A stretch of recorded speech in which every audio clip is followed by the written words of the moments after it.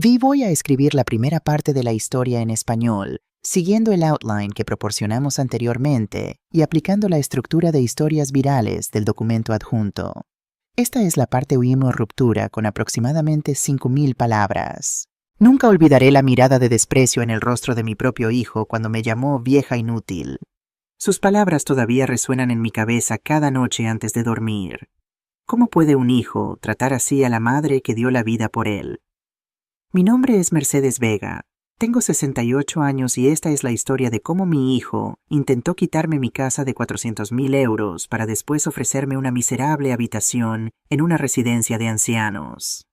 El sol entraba suavemente por las cortinas de mi habitación en la casa del barrio Ruzafa donde viví durante más de 4 décadas. La misma casa donde acuné a Mateo en mis brazos cuando era apenas un bebé. La misma casa donde curé sus rodillas raspadas, donde preparé miles de desayunos antes de que fuera a la escuela. La casa donde enterré mis lágrimas cuando mi Alejandro partió de este mundo dejándome sola para criar a nuestro hijo. Aquella mañana me había levantado temprano para regar mis rosas. Siempre fueron las flores favoritas de Alejandro, y mantenerlas vivas era como conservar una parte de él junto a mí. El cielo estaba despejado típico de Valencia en primavera, con ese aire que viene del Mediterráneo y parece limpiar no solo los pulmones, sino también el alma. Estaba preparando un café con leche cuando escuché el ruido de un coche aparcando frente a la casa. No esperaba visitas, pero reconocí inmediatamente el motor del BMW nuevo de Mateo S. que había comprado hace poco, pagándolo a plazos como me había contado orgulloso. Un ejecutivo inmobiliario exitoso no puede andar en cualquier coche, mamá. Me dijo la última vez que vino a visitarme hace ya casi un mes. 40 años de sacrificios. 40 años limpiando pasillos en el Hospital La Fe, mientras Alejandro trabajaba doble turno en la fábrica. Todo para que Mateo pudiera estudiar en la universidad privada, para que nunca le faltara nada. Para que ahora tuviera ese trabajo en la inmobiliaria, ese coche, esa vida que nosotros solo podíamos soñar. Miré por la ventana y vi a Mateo bajando del coche junto a Elena, su esposa, desde hacía 3 años. Desde el primer momento que la conocí, sentí algo extraño en esa mujer. Sus sonrisas nunca llegaban a los ojos. ¿Sabes si cuando Mateo no estaba cerca apenas me dirigía la palabra, pero me tragué mi incomodidad? Al fin y al cabo mi hijo parecía feliz. ¿Y qué más podría querer una madre? Lo que me sorprendió fue ver a un tercer ocupante, un hombre delgado con traje gris que no conocía saliendo del asiento trasero. Llevaba un maletín negro y tenía un aire de importancia que me resultó inmediatamente desagradable. Los tres caminaron hacia mi puerta y noté cómo Elena examinaba la fachada de mi casa con ojos críticos. Abrí la puerta antes de que llamaran. Mateo, hijo, qué sorpresa. No sabía que vendrías hoy. Dije intentando darle un abrazo, pero él se mantuvo rígido, limitándose a darme un beso distante en la mejilla. Mamá, venimos a darte una noticia, anunció Mateo sin corresponder a mi entusiasmo. Su voz sonaba tensa, ensayada.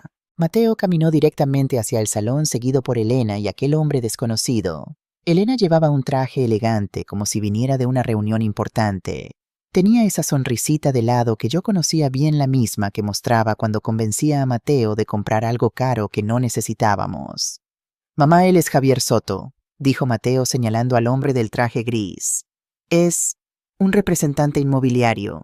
Encantado, señora Vega, dijo Javier estrechándome la mano con una firmeza excesiva. Su sonrisa no llegaba a los ojos igual que la de Elena.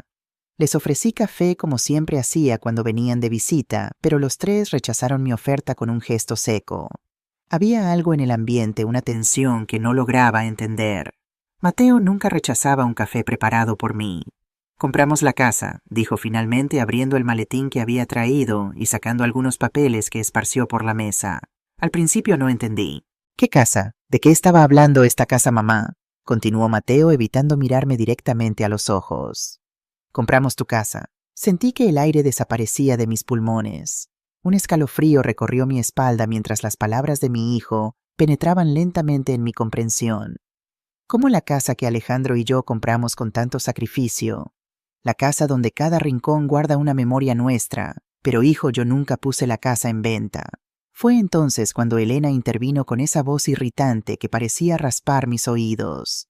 El señor Soto se encargó de todo, doña Mercedes. Está todo documentado aquí. ¿Qué representante? Jamás autoricé a nadie a vender mi casa. exclamé sintiendo como mi voz comenzaba a temblar mitad por confusión, mitad por indignación. Ellos parecían no escucharme.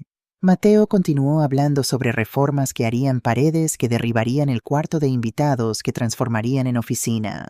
Hablaba de mi casa como si yo fuera apenas una visita temporal, como si mis opiniones, mis recuerdos, mis sentimientos no importaran en absoluto. Derribaremos esta pared para ampliar el salón, decía mientras señalaba la pared donde habíamos marcado la altura de Mateo conforme crecía. Cada línea, cada fecha, cada momento de orgullo a punto de ser borrado sin consideración. La cocina es muy anticuada, añadió Elena con desdén. Necesitará una renovación completa. Estaba pensando en un estilo minimalista, todo en blanco y acero inoxidable. Mi cocina, el corazón de mi hogar, el lugar donde había preparado miles de comidas con amor, donde Alejandro y yo compartíamos el primer café de la mañana, donde enseñé a Mateo a hacer las torrijas que tanto le gustaban de niño.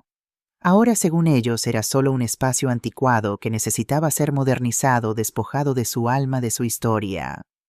¿Y dónde viviré yo?, logré preguntar cuando recuperé el aliento. El silencio invadió la sala. Mateo y Elena intercambiaron una mirada que reconocí inmediatamente. Era el tipo de mirada que las personas comparten cuando ya han conversado sobre algo a tus espaldas, cuando ya han tomado decisiones que te afectan sin consultarte. «Bueno, mamá», dijo finalmente Mateo, evitando mirarme directamente a los ojos. «Pensamos que tal vez era hora de que fueras a un lugar más adecuado para tu edad». El café que sostenía entre mis manos de repente pesaba como plomo. Lo dejé sobre la mesa temiendo que mis manos temblorosas lo dejarían caer en cualquier momento. ¿Un lugar más adecuado? ¿Qué significa eso exactamente? Una residencia para mayores, intervino Javier Soto con tono profesional. Atardecer Dorado es un centro excelente con todas las comodidades. Tiene servicio médico 24 horas, actividades recreativas. Muchas personas de su edad viven allí felices, señora Vega. Atardecer Dorado, repetí casi sin voz. ¿Quieren mandarme a un asilo? Vamos, mamá, sabes a lo que me refiero, dijo Mateo con impaciencia. Esta casa es demasiado grande para ti sola. Tienes 68 años. Ya es hora de que vivas en un lugar donde haya personas que puedan cuidarte, donde no tengas que preocuparte por limpiar, cocinar, mantener un jardín. Pero yo amo hacer todas esas cosas, protesté. Mi jardín me mantiene activa. Cocinar me da alegría. Esta casa es mi vida, Mateo. Aquí está todo lo que soy, todo lo que tu padre y yo construimos juntos. Elena soltó un bufido apenas disimulado, rodando los ojos como si mis palabras fueran las de una niña caprichosa y no las de una mujer que había vivido casi 7 décadas, que había criado un hijo, que había enterrado a un esposo. Mira, mamá, continuó Mateo ahora con un tono que mezclaba impaciencia y condescendencia. No tenemos todo el día para discutir esto. Ya está decidido. La casa es nuestra ahora. Hemos pagado por ella. El trato está cerrado. Pagado a quien yo no he recibido ni un céntimo. El dinero fue transferido a una cuenta a tu nombre, intervino Javier Soto. Me encargué personalmente de todos los detalles legales. Javier Soto, nunca he oído ese nombre en mi vida. Jamás he autorizado a nadie a vender mi casa. Intenté explicarles que nunca había firmado ningún documento, que todo esto tenía que ser un error, o peor aún, algún tipo de fraude, pero ellos parecían determinados a no escuchar. Hablaban entre sí sobre los cambios que harían, ignorándome como si yo fuera invisible, como si mis objeciones fueran solo el ruido de fondo de una radio mal sintonizada. El camión de mudanza vendrá en 2 días, dijo Mateo consultando su reloj como si tuviera una agenda apretada que atender. Tienes hasta entonces para recoger tus cosas personales. Lo demás se quedará aquí o lo tiraremos. Tirar los muebles que tu padre y yo compramos cuando nos casamos, las cortinas que hice a mano, los recuerdos de toda una vida. Son viejos, mamá, anticuados. No combinan con nuestro estilo, respondió Elena examinando con desprecio el aparador de madera que Alejandro había restaurado con tanto cariño. En ese momento algo se quebró dentro de mí. No fue solo mi corazón, aunque éste dolía como si hubiera sido atravesado por 1000 agujas, sino algo más profundo. La confianza, quizás. La fe en que mi hijo, a pesar de sus defectos, siempre me respetaría, siempre me cuidaría como yo lo hice con él. No pueden hacer esto, dije levantándome de la silla. Mi voz ya no temblaba. Había una extraña calma en ella, la calma que precede a las grandes tormentas. Esta es mi casa. No la he vendido. No me iré. Fue entonces cuando todo se derrumbó. Mateo se puso de pie, su rostro transformándose en una máscara de impaciencia y frustración. Me miró como si yo fuera un problema que resolver, un inconveniente, un obstáculo en el camino de su felicidad. «¡Basta ya!», gritó. «Ya es hora de que Elena y yo vivamos nuestras vidas sin tener que preocuparnos por ti. Prepara tus cosas y vete de una vez». Elena estaba de pie junto a él con los brazos cruzados y una sonrisa satisfecha en el rostro. Viendo mi desesperación crecer, Mateo perdió completamente la paciencia. Fue entonces cuando las palabras más dolorosas que jamás he oído en la vida salieron de la boca de mi propio hijo. «Por fin voy a deshacerme de ti, vieja inútil. Vete de una vez». Cada sílaba fue como una puñalada en mi pecho. Elena no pudo contener una risita, como si mi dolor fuera algún tipo de espectáculo cómico. «Es mejor que lo acepte, doña Mercedes. La vida es así. Los jóvenes necesitan su espacio». «Vieja inútil. Yo que pasé noches en vela cuando él tenía fiebre. Yo que trabajé turnos dobles en el Hospital La Fe para pagar sus estudios. Yo que renuncié a tantos sueños para que él pudiera realizar los suyos». No pude responder. Mis piernas flaquearon y necesité apoyarme en la silla para no caer. Lágrimas empañaban mi visión mientras observaba a estos dos extraños, porque en ese momento ya no reconocía a mi hijo planeando cómo remodelarían mi cocina, mi santuario. «Tienen 2 días», repitió Mateo, ahora consultando su reloj como si tuviera alguna cita importante. «El camión de mudanza llegará el miércoles a las 10 de la mañana. Si para entonces no has sacado tus cosas personales, las consideraremos abandonadas». Elena ya había sacado una cinta métrica y medía las paredes murmurando números a sí misma como si yo no estuviera presente. Sus tacones resonaban contra el suelo de madera que Alejandro había pulido a mano tantas veces, el suelo que Mateo recorrió gateando cuando era un bebé, donde dio sus primeros pasos tambaleantes mientras yo lo animaba desde el otro extremo de la habitación. «Podríamos derribar esta pared y hacer un concepto abierto», dijo Elena señalando la pared que separaba la cocina del salón. «Está muy de moda ahora. Y esos armarios, hay que cambiarlos todos. Son horriblemente anticuados». Los armarios que Alejandro construyó durante nuestro primer año de matrimonio, cada uno hecho a mano, lijado con paciencia, barnizado con amor. El día que terminó el último, celebramos con una botella de vino barato, sentados en el suelo de nuestra cocina, a medio terminar, soñando con el futuro que construiríamos juntos en esta casa. «Ya nos vamos», anunció Mateo guardando los documentos en su maletín. «Tenemos una reunión con el diseñador de interiores a las 2. Volveremos mañana para ver cómo vas con la mudanza». Me quedé paralizada, incapaz de procesar todo lo que estaba sucediendo. ¿Cómo podía ser que en cuestión de minutos mi mundo entero se hubiera puesto patas arriba? ¿Cómo podía ser que mi propio hijo, la persona por quien había sacrificado tanto, ahora me tratara como un mueble viejo que ya no tiene utilidad? «¿No tienes nada que decir, mamá?», preguntó Mateo con una voz que mezclaba impaciencia y algo que sonaba peligrosamente cercano al desprecio. Encontré mi voz, aunque sonaba distante, como si perteneciera a otra persona. «¿A dónde se supone que iré, Mateo?». «Hay varias residencias para personas mayores en Valencia», respondió evitando mirarme directamente. Elena investigó algunas. «Son adecuadas». «¿Adecuadas para qué?». «Para esperar la muerte rodeada de extraños».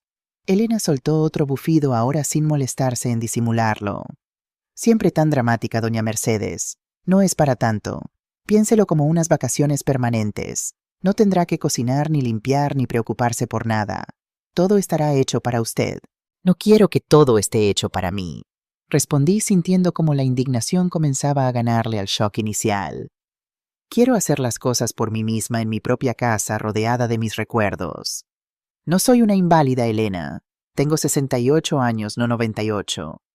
Pero algún día los tendrás», intervino Mateo con un tono que pretendía ser razonable. «¿Y entonces qué quieres? ¿Que dejemos nuestras vidas para cuidarte? Ya hicimos los arreglos, mamá. Es lo mejor para todos». «¿Para todos o solo para ustedes?». Mateo suspiró exasperado, como si estuviera tratando con una niña testaruda y no con su madre. «Tenemos que irnos. Hablaremos mañana cuando estés más razonable». Se dirigieron hacia la puerta sin despedirse apropiadamente, sin un abrazo, sin siquiera mirar atrás. Justo cuando Mateo iba a cerrar la puerta, se detuvo y me miró finalmente. «Por cierto, mamá, necesitaremos las llaves. Ya no son necesarias para ti. Sentí como si me hubieran abofeteado. Las llaves de mi propia casa, las que habían estado en mi llavero durante más de 40 años, las que Alejandro me entregó el día que nos mudamos con una cinta roja atada al llavero diciéndome, «Bienvenida a nuestro hogar, mi amor». Ahora Mateo las reclamaba como si fueran suyas por derecho. Están en mi bolso, logré decir señalando hacia la mesa del recibidor donde había dejado mi viejo bolso de cuero, otro regalo de Alejandro en nuestro 20º aniversario. Mateo tomó las llaves sin ceremonia, las separó del llavero con forma de corazón que siempre habían tenido y se las guardó en el bolsillo. Ese pequeño acto más que cualquier otra cosa simbolizaba lo que estaba sucediendo. Me estaban despojando no solo de mi hogar, sino de mis recuerdos, de mi identidad, de mi dignidad. La puerta se cerró con un golpe seco y me quedé sola en medio de mi sala rodeada de las fotografías familiares que colgaban en las paredes de los muebles que contaban la historia de nuestra vida, de los pequeños objetos que habíamos coleccionado a lo largo de los años. Todo esto, según Mateo y Elena, era viejo y anticuado. Todo esto sería descartado como yo misma estaba siendo descartada. No sé cuánto tiempo y permanecí allí inmóvil tratando de comprender lo que acababa de suceder. Podían haber sido minutos u horas. El reloj de péndulo en la pared, un regalo de bodas de los padres de Alejandro, seguía marcando el tiempo con su tic-tac constante, indiferente al drama humano que se desarrollaba a su alrededor. Cuando finalmente pude moverme, lo hice como una sonámbula vagando por las habitaciones de la casa, tocando las paredes, los muebles, como para confirmar que aún eran reales, que aún estaban allí.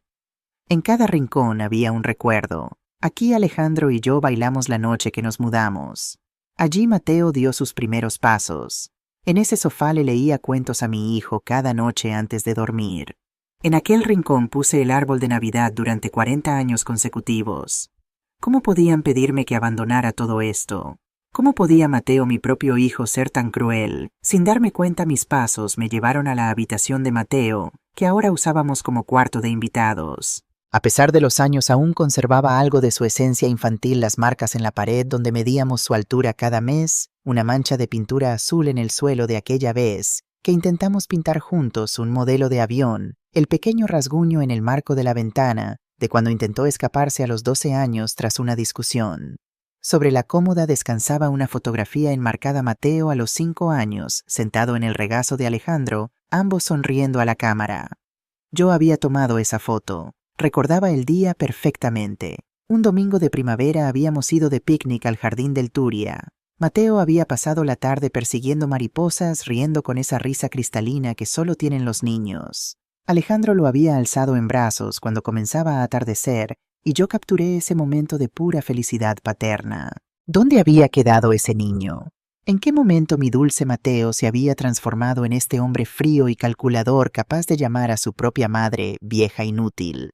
Tomé la fotografía y la abracé contra mi pecho como si así pudiera recuperar algo de aquel tiempo, de aquel hijo, de aquella familia. Fue entonces cuando las lágrimas contenidas hasta ahora por el shock finalmente brotaron. Lloré como no había llorado desde la muerte de Alejandro, con sollozos desgarradores que sacudían todo mi cuerpo. Lloré por el hijo que creía conocer y que ya no reconocía, por el hogar que estaba a punto de perder, por la vida que me habían construido y que ahora se desmoronaba bajo mis pies. No sé cuánto tiempo estuve así sentada en la cama que una vez fue de mi hijo, abrazando esa fotografía y dejando que las lágrimas lavaran algo del dolor que sentía. Cuando finalmente pude calmarme, la habitación estaba en penumbra. La tarde había avanzado sin que me diera cuenta, y las primeras sombras del atardecer comenzaban a deslizarse por las paredes. Me levanté con dificultad, sintiéndome físicamente agotada por el llanto y emocionalmente entumecida. Necesitaba hablar con alguien, necesitaba consejo, necesitaba no estar sola con esto. Casi automáticamente mis manos buscaron el teléfono. Marqué el número de Isabel Molina, mi mejor amiga desde que éramos niñas. Si había alguien que podía ayudarme a entender lo que estaba pasando, era ella. El teléfono sonó 3 veces antes de que la voz familiar de Isabel respondiera. «Diga sí, Isabel». Mi voz se quebró al pronunciar su nombre. «Mercedes, eres tú. ¿Qué sucede, amiga? Suenas terrible». No pude contener otro sollozo. «Mateo, mi casa». Tranquila, Mercedes. Respira hondo. No entiendo lo que dices. ¿Qué pasa con Mateo? ¿Qué pasa con tu casa?» Quieren quitármela, logré decir finalmente. Mateo y esa mujer dicen que compraron mi casa, que tengo 2 días para irme. ¿De qué estás hablando? ¿Cómo pueden haber comprado tu casa sin que tú lo supieras? No lo sé. Mencionaron a un representante, alguien llamado Javier Soto. Dicen que él se encargó de todo, que el dinero está en una cuenta a mi nombre, pero yo nunca autoricé nada, Isabel. Nunca vendí mi casa. Esto no tiene sentido, dijo Isabel, y podía imaginarla frunciendo el ceño como siempre hacía cuando algo la confundía. ¿Has revisado tus cuentas? ¿Has llamado al banco? No he podido hacer nada. Estoy en shock. Mateo me llamó vieja inútil. Dijo que iba a deshacerse de mí. ¿Mateo dijo eso, tú, Mateo? La incredulidad en la voz de Isabel reflejaba exactamente cómo me sentía yo. Era imposible reconciliar al niño dulce que había criado con el hombre cruel que me había insultado esa mañana. Sí, y Elena se reía como si mi dolor fuera un espectáculo divertido. Esa mujer nunca me gustó, murmuró Isabel. Siempre supe que no era buena para Mateo, pero esto es demasiado. Mercedes no pueden hacer esto. Pero ya lo están haciendo. Tienen documentos, Isabel, parecen oficiales con sellos y firmas. Y el miércoles vendrá un camión de mudanza. Hubo un silencio al otro lado de la línea, como si Isabel estuviera procesando toda esta información tratando de encontrarle sentido. Escúchame, Mercedes, dijo finalmente con una determinación que conocía bien. No te muevas de casa. Voy para allá ahora mismo y voy a llamar a Antonio Mendoza en el camino. Antonio el abogado. Sí, si alguien puede ayudarnos a entender qué está pasando es él. Además era muy amigo de Alejandro. ¿Recuerdas? Él preparó el testamento de tu esposo. Debes saber cómo está registrada la propiedad de la casa. Un rayo de esperanza atravesó la oscuridad de mi desesperación. Claro, Antonio Mendoza, el viejo amigo de Alejandro desde la universidad, ahora un respetado abogado. Él había gestionado todos nuestros asuntos legales durante décadas. Tienes razón, Isabel. Antonio sabrá qué hacer. Estaré allí en 20 minutos. Prepara un café fuerte. Lo necesitaremos. Cuando colgué el teléfono me sentía ligeramente mejor. Al menos ya no estaba sola en esto. Isabel venía en camino y pronto contactaríamos a Antonio. Entre los tres tal vez podríamos descubrir qué estaba pasando y cómo detenerlo. Me dirigía a la cocina para preparar el café cuando sonó el timbre. Isabel había llegado antes de lo previsto, probablemente conduciendo más rápido de lo que debería, preocupada por mí. Esa era Isabel, impulsiva, leal, siempre dispuesta a acudir al rescate de sus seres queridos. Abrí la puerta esperando encontrar a mi amiga de toda la vida con su característica expresión de determinación. Pero quien estaba frente a mí no era Isabel, sino Carmen Ortiz, mi vecina de la casa de enfrente. Una mujer joven enfermera en el Hospital La Fe, donde yo había trabajado durante tantos años antes de jubilarme. Nos llevábamos bien, aunque no éramos cercanas. A veces intercambiábamos recetas o nos cuidábamos las plantas cuando la otra viajaba. Doña Mercedes, disculpe que la moleste, dijo Carmen con una expresión preocupada. Es que bueno, vi salir a Mateo y su esposa hace un rato. Parecían, no sé, diferentes. Y luego la oí a usted llorando. Se ruborizó ligeramente, avergonzada por admitir que había escuchado mis sollozos. Solo quería asegurarme de que estuviera bien. Su preocupación genuina me conmovió. En medio de tanto dolor era reconfortante saber que alguien, aunque fuera una simple vecina, se preocupaba lo suficiente como para venir a ver si necesitaba ayuda. Es muy amable, Carmen, respondí tratando de sonreír, aunque mis ojos estaban hinchados por el llanto. Bueno, no estoy bien, la verdad, pero acabo de hablar con mi amiga Isabel. Viene en camino. ¿Puedo hacer algo por usted mientras tanto? ¿Necesita algo? Estaba a punto de decirle que no, que ya había hecho bastante al preocuparse cuando una idea cruzó mi mente. Carmen era joven, tenía acceso a Internet, sabía cómo buscar información rápidamente. De hecho, sí hay algo. ¿Conoces a alguien llamado Javier Soto, un agente inmobiliario quizás? Aparentemente está haciendo negocios en Valencia. Carmen frunció el ceño pensativa. Sotoville. No me suena ese apellido entre los agentes inmobiliarios locales, pero puedo averiguar. ¿Por qué lo pregunta? Dudé por un momento. No quería divulgar mis problemas familiares a toda la ciudad, pero necesitaba respuestas. Y rápido. Es complicado, Carmen. Parece que este hombre Soto ha estado involucrado en la venta de mi casa. Una venta que yo nunca autoricé. Los ojos de Carmen se abrieron con sorpresa. Su casa, pero ¿cómo es posible? Eso es fraude, ¿no? Eso es exactamente lo que intento averiguar. En ese momento un coche se detuvo frente a la casa con un chirrido de frenos. Isabel siempre había sido una conductora impetuosa. Vi a mi amiga bajarse rápidamente, su cabello gris recogido en un moño desordenado, su rostro lleno de preocupación. «Mercedes», llamó mientras se acercaba a grandes zancadas. «Ya hablé con Antonio. Está en el juzgado ahora, pero vendrá en cuanto termine. Me dijo que no firmes absolutamente nada hasta que él llegue. ¿Entiendes nada?». Asentí presentando rápidamente a Isabel y Carmen. Las tres entramos a la casa y mientras Isabel se acomodaba en el salón, Carmen se excusó para irse. «Voy a averiguar sobre ese tal Javier Soto», me aseguró antes de partir. «Le avisaré si descubro algo». Cuando quedamos solas, Isabel me tomó de las manos y me miró directamente a los ojos. «Ahora cuéntame todo desde el principio. No omitas nada. Necesitamos entender exactamente qué está pasando aquí». Y así lo hice. Le conté cada detalle de la visita de Mateo, Elena y Javier Soto. Cada palabra cruel, cada gesto de desprecio. Le mostré los documentos que habían dejado sobre la mesa, aunque no entendíamos gran parte de la jerga legal que contenían. Le hablé de cómo planeaban remodelar la casa, eliminar cada vestigio de la vida que Alejandro y yo habíamos construido aquí. Y lo peor es que hablaban como si yo no estuviera presente.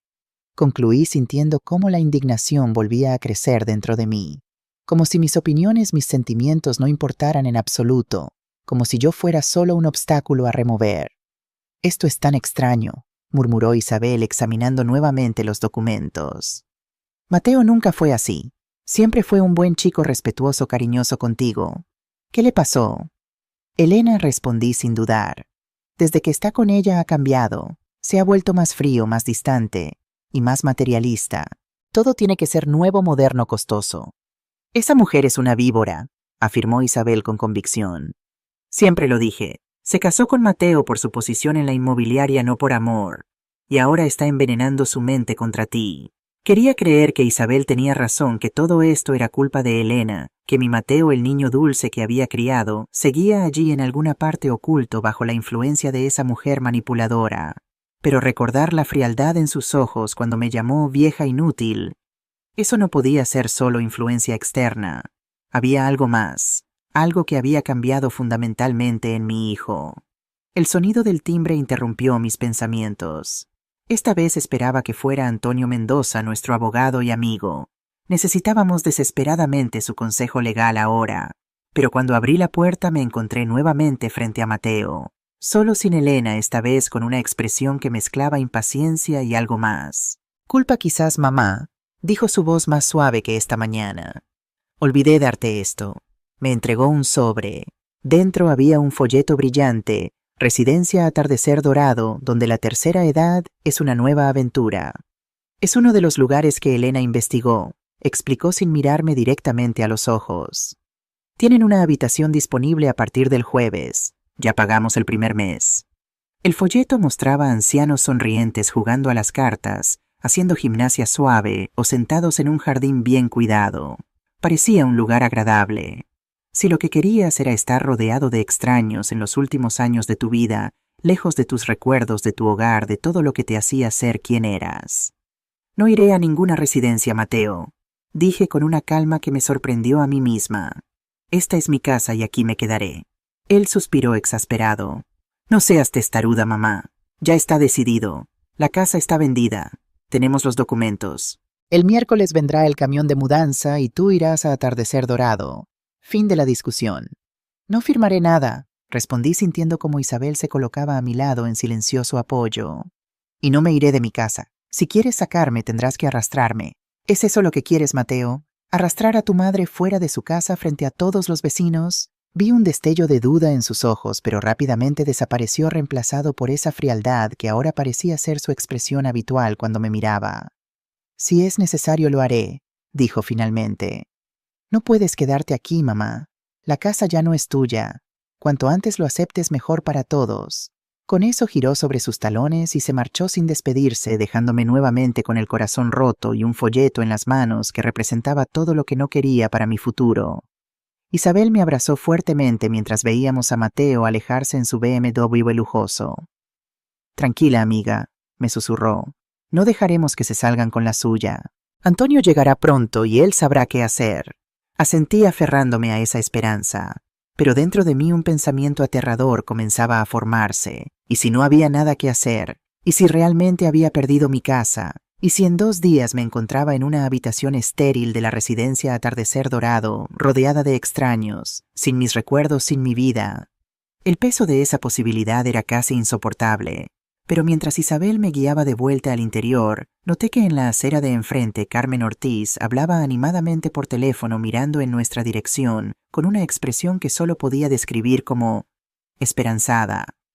Quizás, solo quizás, no todo estaba perdido. Carmen cruzó la calle rápidamente hacia nosotras, su rostro iluminado con una expresión de descubrimiento.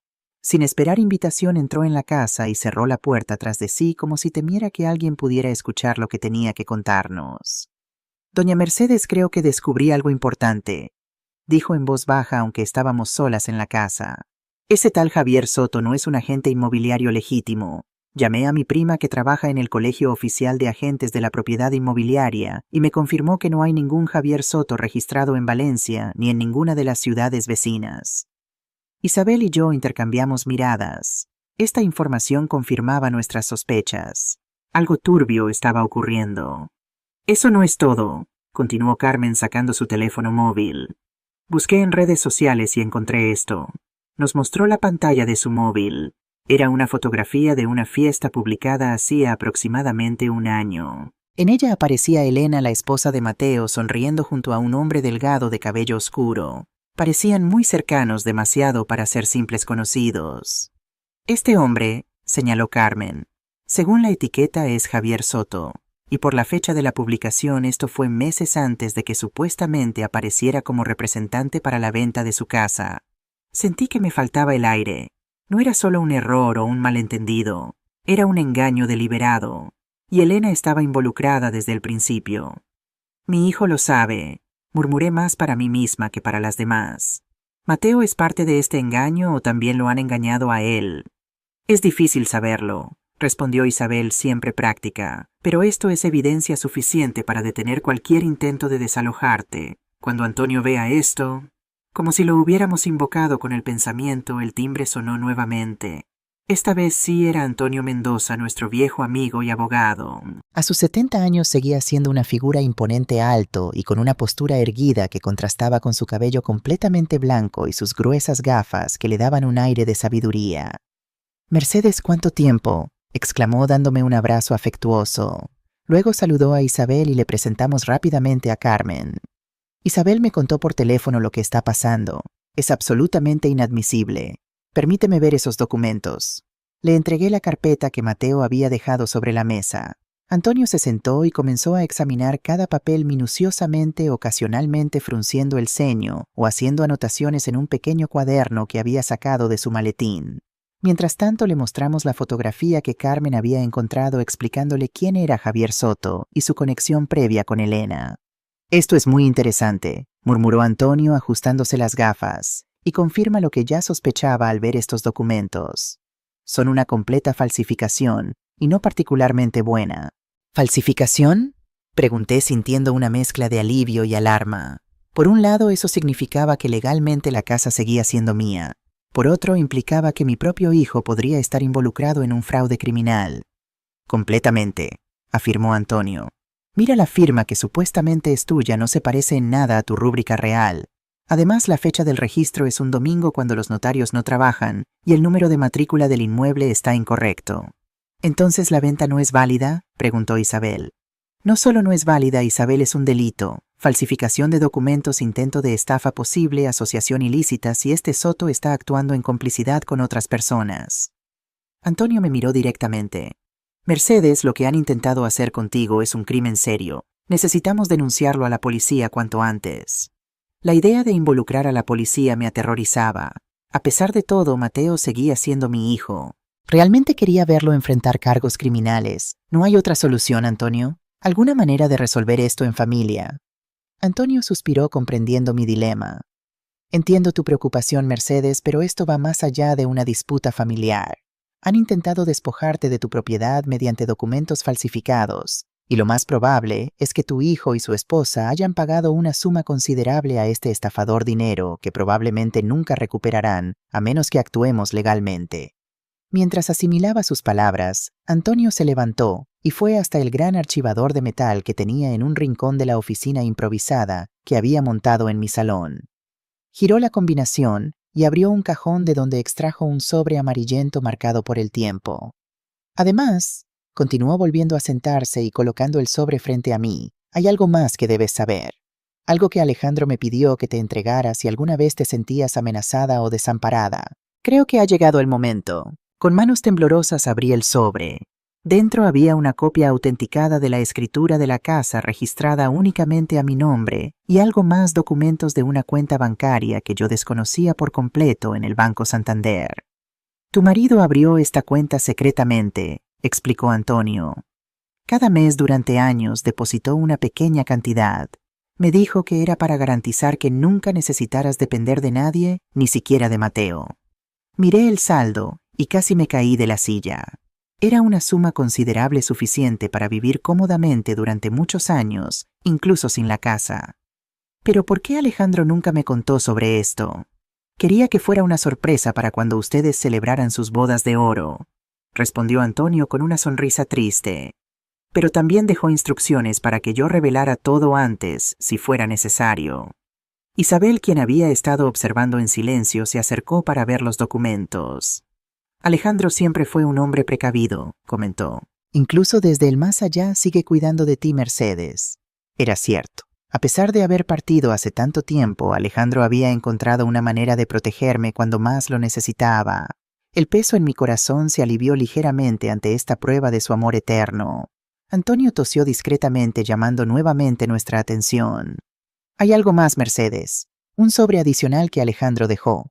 Dijo que solo debía entregártelo si alguna vez Mateo te fallaba gravemente. Me entregó un segundo sobre más pequeño y sellado. Con dedos temblorosos lo abrí. Dentro había una carta manuscrita con la inconfundible letra de Alejandro. Mi querida Mercedes, si estás leyendo esto significa que nuestro Mateo de alguna manera te ha decepcionado profundamente, lo suficiente como para que Antonio considerara necesario entregarte esta carta. No puedo saber qué ha ocurrido exactamente, pero conozco a nuestro hijo. Tiene mi terquedad y tu corazón. A veces esa combinación puede llevarlo por caminos equivocados, especialmente si se deja influenciar por las personas incorrectas. Quiero que sepas que pase lo que pase, el amor de un padre o una madre por su hijo no tiene condiciones, pero el respeto sí las tiene. Y si Mateo ha olvidado respetarte, es tu deber recordarle quién eres, una mujer fuerte que lo trajo al mundo, que lo crió con valores, que sacrificó tanto por él. No permitas que nadie, ni siquiera nuestro hijo, te haga sentir menos valiosa de lo que eres. La edad no disminuye tu valía, Mercedes. Al contrario, cada año ha añadido sabiduría, experiencia y belleza a tu alma. La cuenta bancaria que ahora conoces es tuya para usarla como desees. Vive sin restricciones, sin miedo al futuro. Viaja, conoce lugares, ayuda a quien lo necesite, haz lo que te dicte el corazón. La vida es demasiado breve para aplazar alegrías. Y en cuanto a Mateo, no te preocupes demasiado. Los hijos cometen errores, algunos dolorosos, pero la mayoría encuentra su camino eventualmente. Dale tiempo, dale espacio para reconocer sus errores. Y cuando esté listo para pedir perdón, sinceramente encuentra en tu corazón la capacidad de perdonar, aunque nunca olvides la lección aprendida. Te amaré siempre en esta vida, y más allá, Alejandro. Las lágrimas corrían libremente por mis mejillas mientras leía las palabras de mi esposo. Era como recibir un abrazo desde el pasado, como si Alejandro estuviera allí conmigo sosteniéndome en este momento de oscuridad. Sabía que algo así podía pasar, murmuré secándome las lágrimas. De alguna manera Alejandro previó que algún día Mateo podría cambiar. Alejandro siempre fue muy observador, comentó Antonio, y conocía a tu hijo mejor de lo que quizás tú misma creías. Veía potencial en él, pero también sus debilidades, su susceptibilidad a la influencia externa, su deseo de impresionar, su vulnerabilidad ante la adulación. Recordé entonces todas las pequeñas señales a lo largo de los años, señales que había ignorado o justificado. Cómo Mateo siempre buscaba la aprobación de sus amigos más que la nuestra, cómo sus valores parecían cambiar según con quién pasara tiempo. Desde que conoció a Elena había comenzado a menospreciar las cosas sencillas que antes valoraba siempre buscando lo más caro, lo más impresionante, lo que generara más envidia entre sus conocidos. «Entonces, ¿qué hacemos ahora?», preguntó Carmen trayéndome de vuelta al presente y nuestro problema inmediato. Antonio guardó cuidadosamente la carta de Alejandro en el sobre. «Primero prepararé una notificación formal, informando que la venta es inválida y exigiendo la devolución de cualquier valor que Mateo pueda haber pagado a ese tal Soto. Segundo, debemos contactar a la policía para investigar este fraude. Pero antes de hacer eso, intervine, quiero confrontar a mi hijo. Quiero mirar a Mateo a los ojos y entender hasta qué punto era consciente de este engaño». Antonio asintió comprensivamente.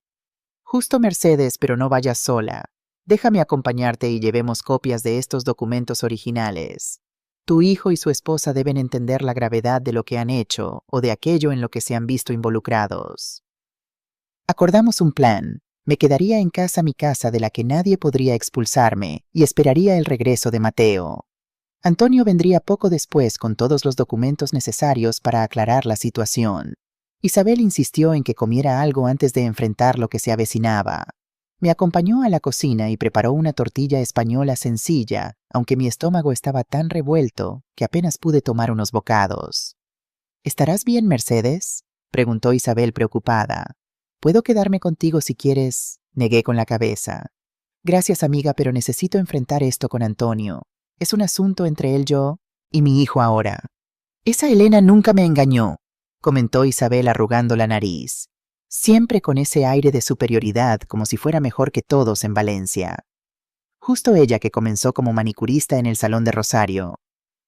No pude evitar sonreír débilmente. Isabel siempre había tenido una lengua afilada, pero sabía que tras sus críticas había una amiga leal que solo quería protegerme.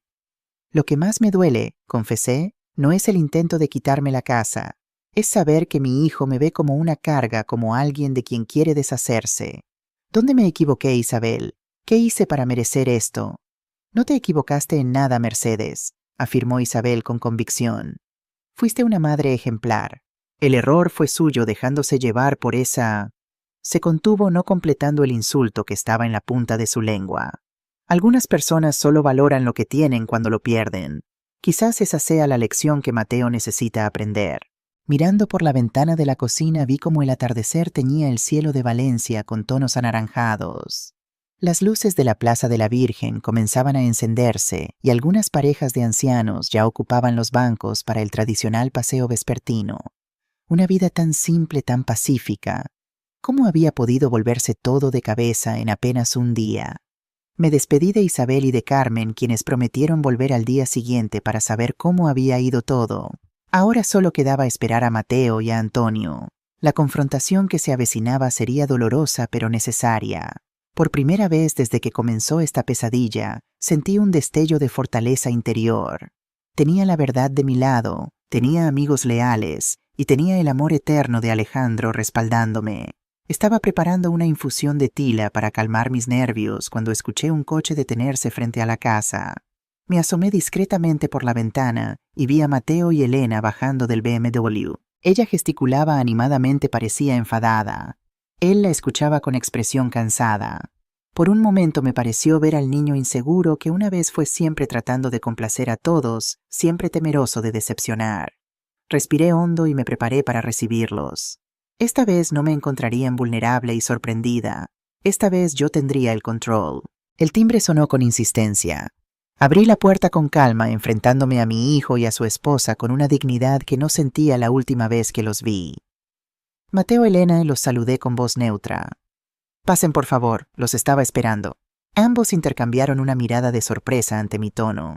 Quizás esperaban encontrarme llorando, o tal vez ya con las maletas hechas. Mi compostura claramente los desconcertó. «Mamá, venimos a ver cómo va tu preparación para la mudanza», dijo Mateo evitando mirarme directamente a los ojos. «No habrá ninguna mudanza, Mateo», respondí serenamente. «Esta es mi casa y aquí me quedaré». Elena resopló con impaciencia. «Doña Mercedes, ya hemos pasado por esto. La casa está vendida, los papeles están firmados. Le sugiero que sea razonable y... ¿Razonable como falsificar documentos, Elena? La interrumpí. ¿Razonable como intentar estafarme con la ayuda de tu amigo Javier Soto? El color abandonó el rostro de Elena. Mateo la miró confundido. ¿De qué está hablando, mamá? Nosotros no hemos falsificado nada. El señor Soto es un profesional respetable que... ¿Profesional respetable? Lo corté nuevamente. Mateo Javier Soto ni siquiera es un agente inmobiliario registrado, y casualmente es un viejo amigo de tu esposa, tan amigo que aparecen juntos en fotografías de hace un año. Antes de que pudieran responder, sonó el timbre. Era Antonio puntual como siempre con su maletín lleno de documentos. Buenas noches, saludó formalmente después de que lo presenté. Soy Antonio Mendoza, abogado de la señora Mercedes Vega. Tenemos asuntos urgentes que discutir relacionados con un intento de fraude inmobiliario. La expresión de Elena cambió sutilmente de la sorpresa al cálculo. Mateo parecía genuinamente desconcertado. Abogado, mamá, ¿de qué va todo esto? No necesitamos abogados para un asunto familiar. Me temo que sí, señor Vega, intervino Antonio. Los documentos que ustedes presentaron como prueba de compra de esta propiedad son falsificaciones evidentes. La firma de su madre ha sido falsificada, el número de registro está incorrecto y el supuesto agente inmobiliario que gestionó la venta no está legalmente autorizado para ejercer como tal. Antonio extendió sobre la mesa los documentos que había traído la escritura original de la casa, un análisis detallado de las falsificaciones en los documentos presentados por Javier, e incluso la fotografía de Elena con Soto que Carmen había encontrado. Si tu intención era despojar a tu madre de su casa, Mateo, elegiste muy mal a tus cómplices, concluyó Antonio severamente. Mateo se dejó caer en una silla visiblemente impactado. Elena, por su parte, mantenía una postura defensiva con los brazos cruzados sobre el pecho. Esto es ridículo, espetó ella. Somos nosotros las víctimas aquí. Si ese Soto nos engañó, entonces todos fuimos estafados. ¿Todos?, preguntó Antonio levantando una ceja. Incluso usted, señora Elena, que casualmente conoce a Soto desde hace tiempo, que aparece con él en fotografías en redes sociales mucho antes de esta supuesta transacción inmobiliaria. Elena apretó los labios visiblemente nerviosa ahora. Eso no prueba nada. Javier es un conocido. Coincidimos en algunos eventos sociales. Valencia es una ciudad pequeña. Tan pequeña que decidiste confiarle la venta de la casa de tu suegra sin verificar sus credenciales profesionales, respondió Antonio con ironía. Una curiosa coincidencia sin duda. Me dolía ver a mi hijo así hundido en la silla con la mirada perdida entre los documentos dispersos por la mesa. Realmente no sabía nada, o simplemente estaba interpretando el papel de víctima para evadir su responsabilidad. Mateo, dije suavemente, mírame a los ojos y dime la verdad. ¿Sabías que estos documentos eran falsos? ¿Sabías que estabas participando en un fraude contra tu propia madre? Levantó la mirada lentamente. En sus ojos vi conflicto, vergüenza, pero también algo más. Resentimiento, ambición frustrada. Yo solo quería esta casa, mamá, murmuró.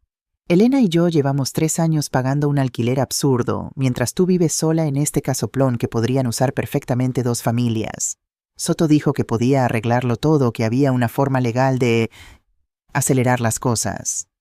¿Acelerar qué cosas, Mateo?, pregunté sintiendo cómo el dolor se mezclaba con la indignación. ¿Mi muerte? ¿Es eso lo que querías acelerar? No, exclamó pareciendo genuinamente horrorizado. No, mamá, yo nunca... Soto dijo que tenía un poder tuyo que ya habías decidido vender, que solo era cuestión de formalizar los papeles. Dijo que estabas considerando una residencia, que ya no querías la responsabilidad de mantener la casa. ¿Y tú le creíste?, concluí.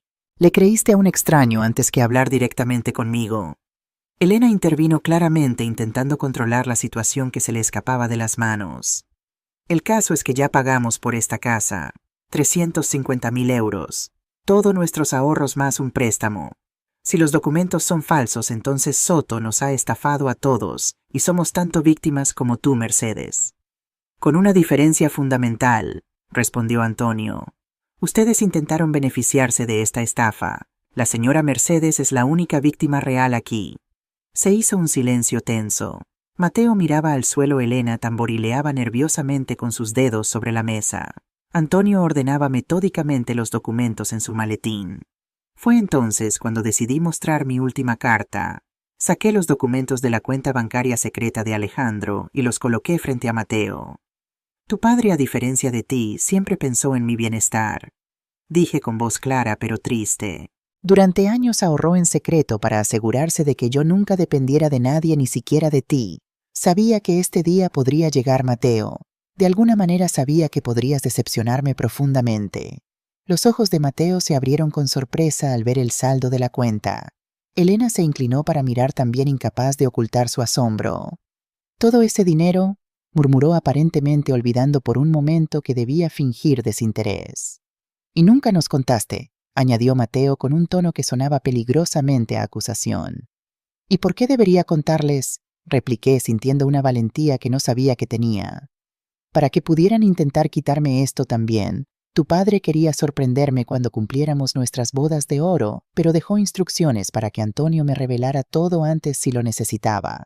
Como hoy. Tu padre me pidió que te entregara esto también, Mateo, añadió Antonio sacando un sobre adicional de su maletín. Dijo que era para ti, pero solo en caso de que... Bueno, en caso de que te desviaras tanto del camino que necesitaras recordar quién eres realmente. Mateo tomó el sobre con manos temblorosas. Lo abrió lentamente y comenzó a leer la carta que contenía. A medida que avanzaba en la lectura, vi cómo sus ojos se llenaban de lágrimas. Elena intentó leer por encima de su hombro, pero él giró el papel manteniéndolo privado. Cuando terminó de leer, dobló cuidadosamente la carta y se la guardó en el bolsillo de la camisa cerca del corazón. Luego levantó la mirada hacia mí y por primera vez en mucho tiempo vi a mi hijo en esos ojos, no al extraño en que se había convertido. Mamá, yo... comenzó, pero su voz se quebró. No sé qué decir. Lo que hice, lo que dije... No hay excusa. No la hay, concordé manteniendo mi dignidad a pesar del impulso de abrazarlo y consolarlo como cuando era niño. Me llamaste vieja inútil. Dijiste que ibas a deshacerte de mí. Intentaste echarme de mi propia casa, la casa donde te crié, donde están todos mis recuerdos con tu padre. Fue Elena, dijo de repente como un niño buscando evadir el castigo. Ella conocía a Soto. Ella planeó todo esto. Me convenció de que era lo mejor para todos, que tú estarías mejor en una residencia, que la casa se estaba desperdiciando. Elena se puso de pie bruscamente, su rostro contorsionado por la rabia. No te atrevas a culparme de todo, Mateo. Tú estabas tan ansioso como yo por conseguir esta casa. Tú fuiste quien dijo que tu madre ya no la necesitaba, que sería un desperdicio que siguiera aquí sola. Tú firmaste los documentos sabiendo perfectamente que ella nunca había consentido a la venta. Dijiste que era legal, que Soto tenía todo arreglado. Y tú elegiste creerlo porque te convenía. Los observé discutir como dos extraños. Mi hijo y su esposa desenmascarados, mostrando la verdadera naturaleza de su relación y de sus intenciones hacia mí. Era doloroso, pero también liberador. Al menos ahora la verdad estaba sobre la mesa. Antonio carraspeó sonoramente, interrumpiendo la acalorada discusión. Creo que ya tenemos suficiente información para proceder con las medidas legales, declaró con firmeza. Primero, cualquier plan de mudanza debe interrumpirse inmediatamente. Esta casa pertenece legalmente a doña Mercedes y seguirá así. Segundo, iremos mañana a la policía para registrar una denuncia contra Javier Soto por falsificación de documentos y estafa. ¿Y nuestro dinero?, preguntó Mateo, pareciendo más preocupado por eso que por el hecho de haber casi expulsado a su madre de casa.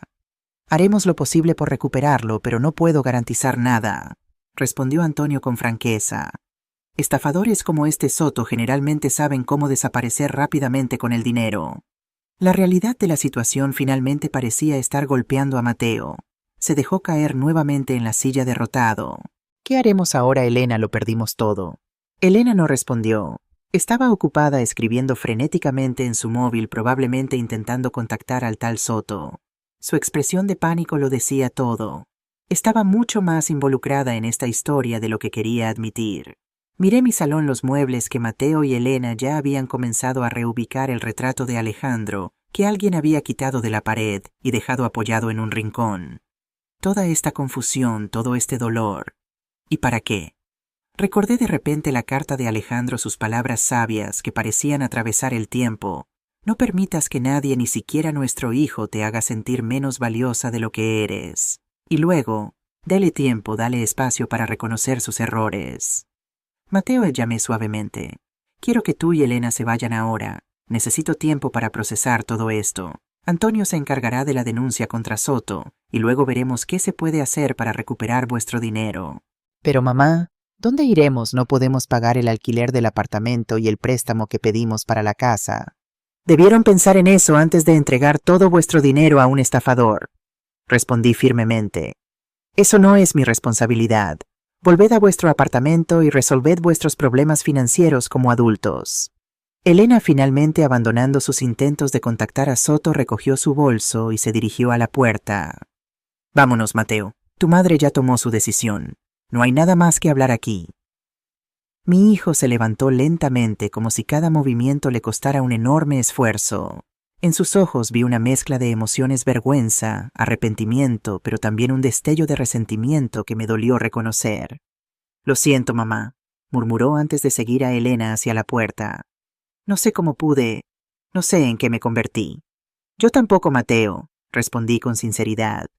El hijo que crié nunca me habría llamado vieja inútil. Cuando la puerta se cerró tras ellos, sentí una extraña mezcla de alivio y tristeza. Había ganado esta batalla. Mi casa estaba a salvo, pero ¿a qué precio había perdido la ilusión sobre quién era realmente mi hijo, sobre la relación que creía que teníamos? Antonio puso una mano reconfortante en mi hombro. Lo hiciste muy bien, Mercedes. Fuiste fuerte cuando necesitaba serlo. Alejandro estaría orgulloso. Asentí agradeciendo silenciosamente su apoyo. Ahora quedaba el difícil camino de la reconstrucción: reconstruir mi confianza, reconstruir mi relación con Mateo, si eso era posible, y reconstruir mi vida después de esta traición. ¿Qué sigue ahora, Antonio? Mañana iremos a la policía a presentar la denuncia contra Soto. Con suerte lo atraparán antes de que pueda estafar a más personas. Y luego... Me miró con una sonrisa amable. Luego podrás comenzar a pensar en ese viaje que siempre quisiste hacer. Alejandro dejó ese dinero para que vivas, Mercedes, no solo para que sobrevivas. La idea de viajar, de ver aquellos lugares que siempre habíamos soñado visitar, Alejandro, y yo, trajo una pequeña chispa de ilusión a mi corazón herido. Quizás había llegado el momento de pensar en mí, en lo que quería hacer con el resto de mi vida, en lugar de seguir viviendo a través de los demás. Gracias, Antonio, por todo. No hay nada que agradecer. Se lo debía a Alejandro y también a ti, amiga mía. Ahora descansa. Mañana será otro día. Cuando Antonio se marchó, me quedé sola en mi casa, en mi hogar. Por primera vez desde que comenzó esta pesadilla, me sentí segura. La casa seguía siendo mía, tenía recursos económicos que nunca imaginé y había descubierto una fuerza interior que no sabía que poseía. Antes de irme a la cama, coloqué nuevamente el retrato de Alejandro en su lugar de honor en la pared del salón. Lo logramos, mi amor, susurré a la fotografía. Me protegiste incluso después de tanto tiempo. Y ahora tengo que aprender a vivir esta nueva vida, esta vida donde nuestro hijo no es quien creíamos, donde debo reconstruir todo desde el principio. El silencio de la casa pareció envolverme como un abrazo familiar. A pesar del dolor, a pesar de la traición, sentí una extraña paz. Mañana sería otro día, como había dicho Antonio, y yo lo enfrentaría con la fuerza que siempre tuve, pero que solo ahora comenzaba a reconocer. A la mañana siguiente, Antonio y yo nos dirigimos a la Comisaría Central de Valencia para presentar la denuncia contra Javier Soto. El inspector Rafael Domínguez nos atendió personalmente, escuchando con atención todo el relato, mientras tomaba notas detalladas. Cuando terminamos de explicar la situación y entregamos todas las pruebas que habíamos reunido, el inspector se recostó en su silla con expresión pensativa. Este Soto no es nuevo en nuestros archivos, comentó finalmente. Tenemos al menos 3 denuncias similares en los últimos 2 años. Siempre el mismo modus operandi: identifica propiedades de personas mayores, generalmente que viven solas, falsifica documentos y consigue que algún familiar ansioso por heredar le pague por la supuesta gestión de la venta. Hasta ahora había logrado escapar antes de que pudiéramos atraparlo. ¿Cree que podrán detenerlo esta vez?, preguntó Antonio. Tenemos más elementos que en casos anteriores. La fotografía que demuestra su conexión previa con la nuera de la señora Vega es particularmente interesante. El inspector me miró directamente. ¿Cree usted que su nuera podría estar coludida con Soto en este fraude? Dudé por un momento. A pesar de todo, seguía siendo la esposa de mi hijo, y cualquier acusación contra ella afectaría inevitablemente a Mateo también. No lo sé con certeza, respondí finalmente. Pero su comportamiento fue sospechoso. Conocía a Soto de antes, ocultó esa relación y parecía muy informada sobre todo el proceso. El inspector asintió anotando algo más en su libreta. Entiendo su dilema, señora Vega. No se preocupe, investigaremos a fondo antes de hacer cualquier acusación formal contra su nuera. Por ahora nos centraremos en Soto. Mientras salíamos de la comisaría, mi teléfono sonó. Era un número desconocido. Contesté con cierta aprensión. Señora Mercedes Vega, preguntó una voz masculina que no reconocí. Sí, soy yo. ¿Quién habla? Soy Javier Soto, y antes de que cuelgue debería saber que tengo información que le interesa sobre su hijo y el dinero que me pagó. Me detuve en seco haciendo un gesto a Antonio para que se acercara. Puse el teléfono en altavoz. ¿Qué quiere, señor Soto? Hablar, simplemente hablar. Tengo el dinero de su hijo y estoy dispuesto a devolverlo. Por un precio razonable, por supuesto. Está admitiendo que cometió un fraude. Yo lo llamaría un malentendido de negocios. Su hijo quería la casa, yo facilité el proceso. Si hubo alguna irregularidad en los documentos fue por la prisa que todos tenían. Pero eso ya no importa. Lo importante es que su hijo y su nuera están desesperados por recuperar su dinero. Y yo estoy dispuesto a negociar. Antonio me hizo señas de seguir la conversación mientras él se alejaba para hablar con el inspector Domínguez. ¿Qué tipo de negociación propone? Simple. Usted retira la denuncia que acaba de presentar y yo le devuelvo a su hijo el 80% de su dinero. Un 20% sería mi comisión por las molestias. ¿Por qué haría eso? Usted intentó estafarme, señor Soto. Porque quiere ayudar a su hijo, ¿no es así? Está en una situación financiera desesperada. Hipotecaron su futuro por esa casa. Sin ese dinero podrían perder hasta su apartamento actual. ¿Realmente quiere ver a su hijo en la ruina por un momento de mal juicio? Sentí un nudo en el estómago. A pesar de todo, no podía negar que me preocupaba la situación de Mateo. Era mi hijo, después de todo. ¿Cómo sé que realmente devolverá el dinero? Podemos encontrarnos en un lugar público. El Café Alameda mañana a las 11. Traiga una carta firmada retirando la denuncia y yo traeré un cheque por 280.000 euros para su hijo. ¿Le parece justo? En ese momento Antonio regresó con el inspector Domínguez, quien me hizo señas de continuar la conversación. Necesito pensarlo, señor Soto. ¿Puedo llamarlo más tarde a este número?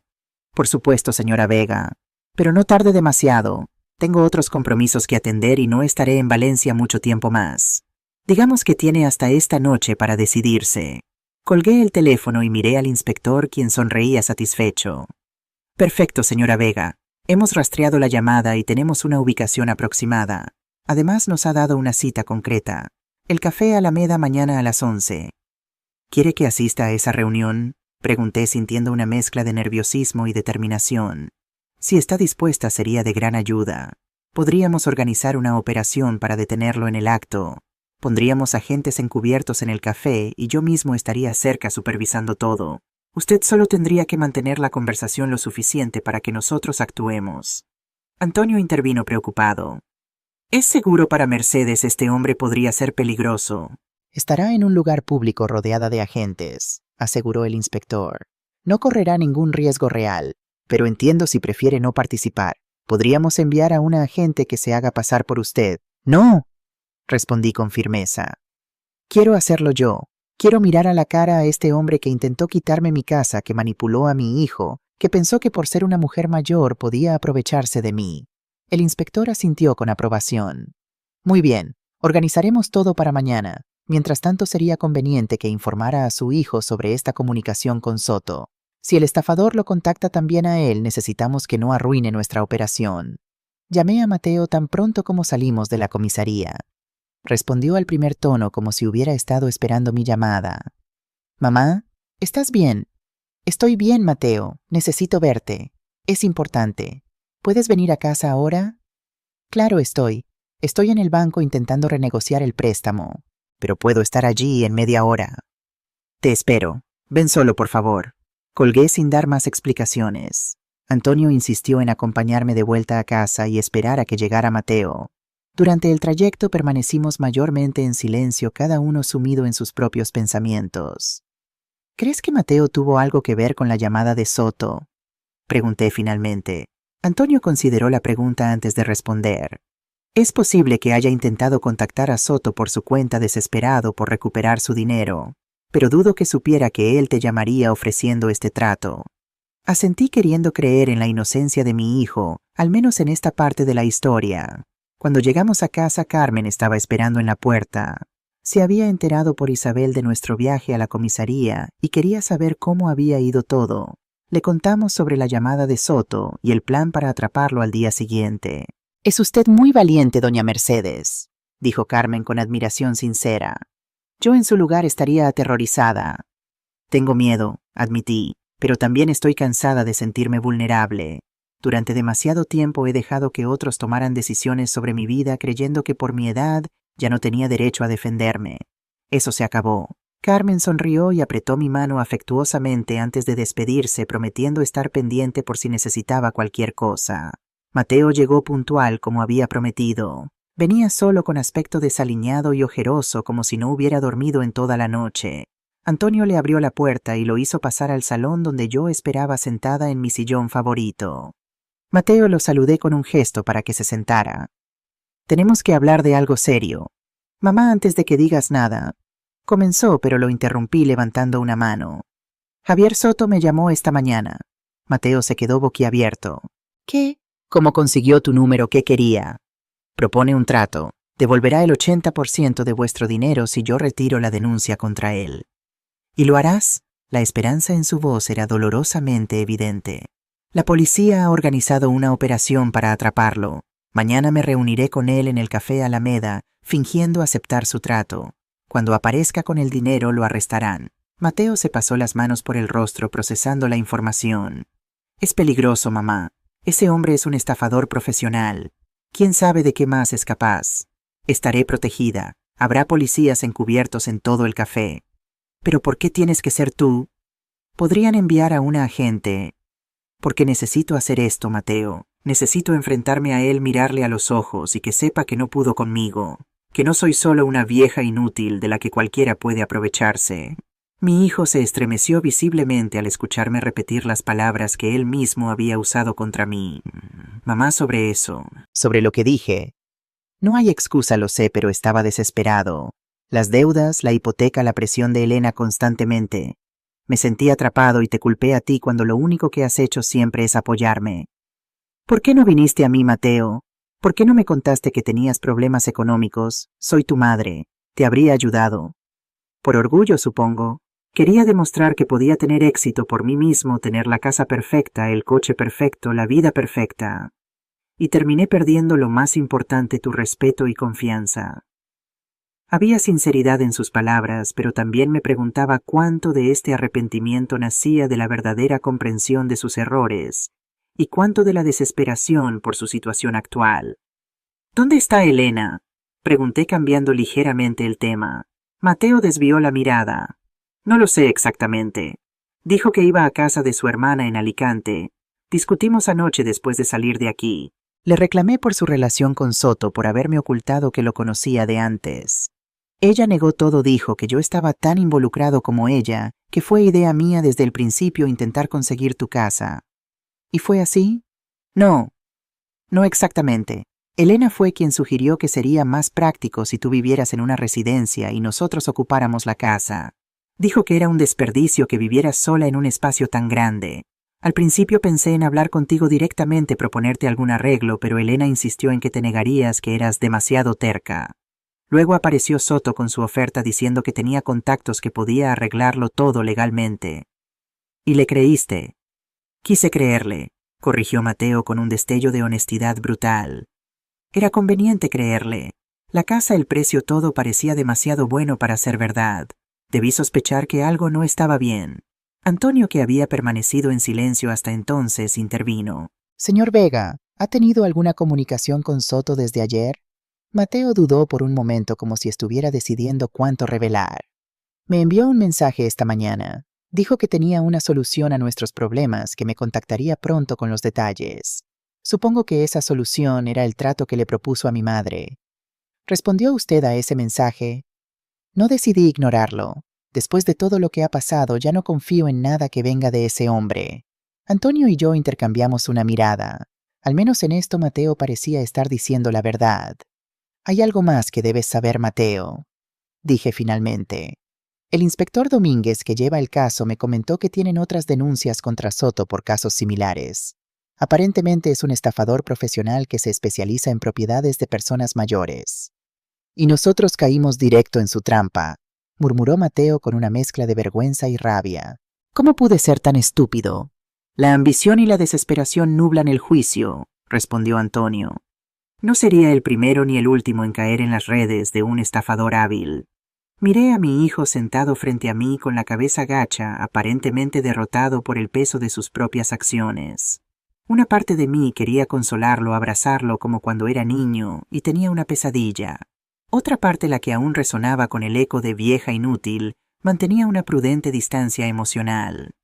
Mateo, dije finalmente, la operación policial es mañana a las 11. Necesito que no intentes contactar a Soto ni hagas nada que pueda alertarlo. ¿Puedes prometerme eso? Levantó la mirada y por un momento vi en sus ojos al niño que había criado con tanto amor. Lo prometo, mamá. Y gracias por intentar recuperar nuestro dinero a pesar de todo. No lo merezco. No lo hago solo por ti, aclaré. Lo hago porque es lo correcto y porque quiero que Soto pague por lo que hizo. Por intentar aprovecharse de mí y de otras personas mayores como yo. Mateo asintió comprendiendo. Cuando se marchó, Antonio me miró con una mezcla de admiración y preocupación. ¿Estás completamente segura de querer seguir adelante con esto, Mercedes? Aún estás a tiempo de echarte atrás. Nunca he estado más segura de algo en mi vida, Antonio. Mañana enfrentaré a Javier Soto y le demostraré que eligió a la víctima equivocada esta vez.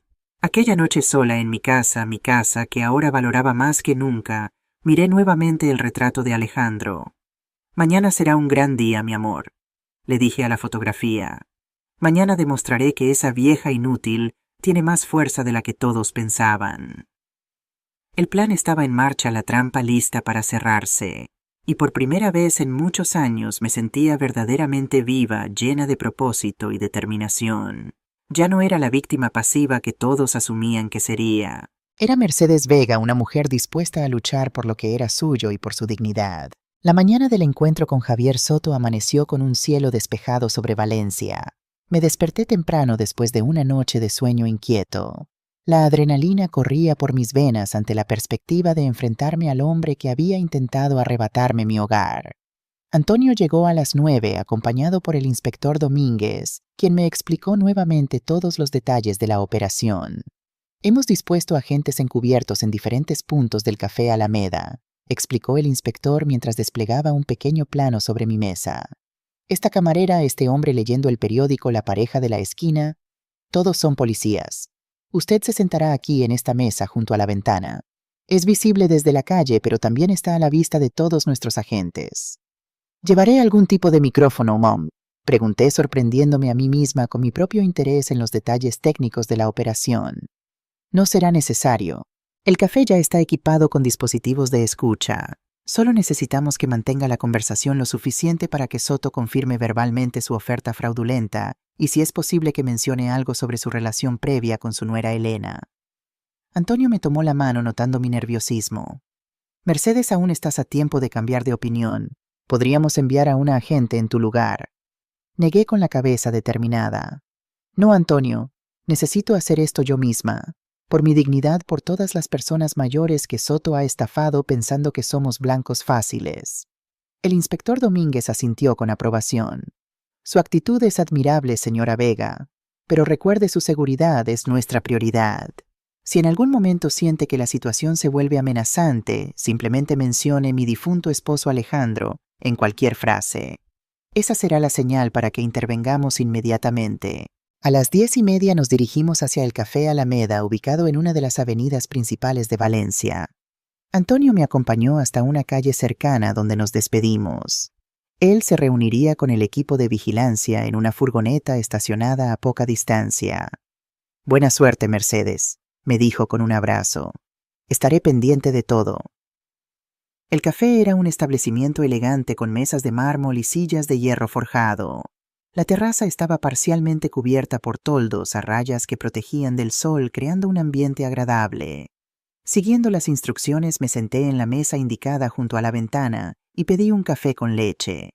Mientras esperaba, observé disimuladamente a los supuestos agentes, la joven camarera que anotaba pedidos con eficiencia profesional, el hombre de mediana edad absorto en su periódico, la pareja que conversaba en voz baja en la esquina. Si no me lo hubieran dicho, jamás habría sospechado que eran policías. Me sentí reconfortada por su presencia discreta. A las 11 en punto, Javier Soto entró en el café. Lo reconocí inmediatamente por la fotografía que habíamos visto: alto, delgado, cabello oscuro peinado hacia atrás, traje gris impecable que pretendía proyectar éxito y confianza. Sus ojos recorrieron el lugar hasta encontrarme. Sonrió con una confianza que me pareció repulsiva y se acercó a mi mesa. «Señora Vega, un placer conocerla en persona», dijo extendiendo su mano. Decidí no estrechársela, manteniéndome firme en mi silla. «Señor Soto, siéntese, por favor». Su sonrisa vaciló momentáneamente ante mi frialdad, pero recuperó la compostura y tomó asiento frente a mí. «Agradezco que haya aceptado reunirse conmigo. Demuestra que es usted una mujer razonable, a diferencia de lo que su hijo me había dado a entender». «¿Qué le dijo mi hijo sobre mí?», pregunté, interesada en hacerlo hablar. «Oh, ya sabe cómo son estas cosas familiares». Hizo un gesto vago con la mano. «Mateo mencionó que usted era bastante inflexible respecto a la casa, que se aferraba a ella por sentimentalismo aunque ya no la necesitaba realmente. Fue Elena quien sugirió que yo podría ayudar a facilitar la transición». «Elena», repetí manteniendo un tono neutral. «Parece que usted y ella se conocen desde hace tiempo». Una sombra de cautela cruzó su rostro, pero fue rápidamente reemplazada por otra sonrisa calculada. «El mundo inmobiliario en Valencia es pequeño, señora Vega. Nos hemos cruzado en algunos eventos profesionales». «Eventos sociales también, según parece. Hay fotografías de ustedes juntos de hace más de un año». Esta vez su sorpresa fue evidente. No esperaba que tuviéramos esa información. «Veo que ha hecho su investigación», dijo recomponiéndose. «Eso me gusta. Demuestra que es usted una mujer astuta, no la anciana fácil de manipular que Elena describió». Eso dijo mi nuera de mí. Sus palabras exactas fueron: una vieja sentimental y testaruda que no sabe cuándo dar un paso al lado. Perdone mi franqueza, pero creo que estamos aquí para hablar con honestidad. ¿No es así? Cada revelación era como una pequeña puñalada, pero me mantuve impasible. Necesitaba que siguiera hablando, que se incriminara aún más. «Hablando de honestidad, señor Soto, ¿dónde está el dinero que prometió traer?» «Ah, vamos directamente al grano. Excelente». Puso su maletín sobre la mesa y lo abrió ligeramente, permitiéndome ver varios fajos de billetes. 280.000 euros, como acordamos. El 80% del monto que su hijo y su nuera me pagaron. Mi comisión por las molestias me parece más que razonable considerando las circunstancias. ¿Y qué recibo yo a cambio? Usted retira la denuncia, por supuesto. Tengo aquí un documento preparado que simplemente necesita firmar». Sacó un papel doblado de su bolsillo interior. «Una vez que lo haga, el dinero será entregado a su hijo y todos podremos seguir con nuestras vidas». Tomé el documento y lo leí lentamente, ganando tiempo. Era una carta dirigida a la policía donde yo declaraba que todo había sido un malentendido, que nunca había sido víctima de ningún fraude y que retiraba cualquier acusación contra Javier Soto. «¿Y qué pasa con mi casa, con los documentos falsificados?» «Un pequeño detalle técnico», respondió restándole importancia con un gesto. «Elena puede encargarse de eso. Tiene contactos en el registro de la propiedad. Podemos arreglarlo todo para que la casa quede a su nombre mientras viva, pero con una cláusula de sucesión inmediata a favor de Mateo en caso de su fallecimiento. Todos ganan». «Elena tiene contactos en el registro», repetí asegurándome de que quedara grabado. «¿Está usted admitiendo que falsificaron documentos oficiales?» Soto frunció el ceño, notando por primera vez que quizás estaba hablando demasiado. «Yo no usaría la palabra falsificar, señora Vega. Digamos que agilizamos procesos burocráticos. Es una práctica común en el sector. ¿Y cuántas veces han agilizado procesos de este modo? ¿Cuántas personas mayores como yo han sido víctimas de sus prácticas comunes? Veo que está intentando que diga algo incriminatorio», dijo ahora claramente a la defensiva. «No vine aquí para ser interrogado, señora Vega.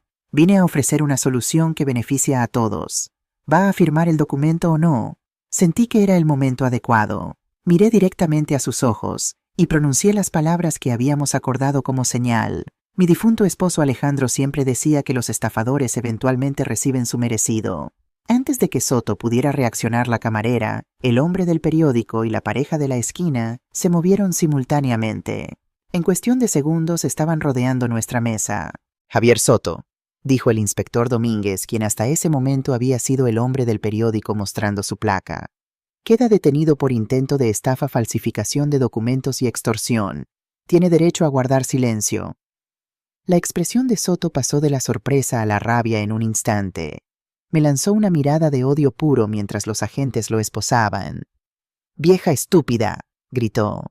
«Esto no cambia nada. Elena y yo teníamos todo planeado. Hemos hecho esto antes y lo volveremos a hacer.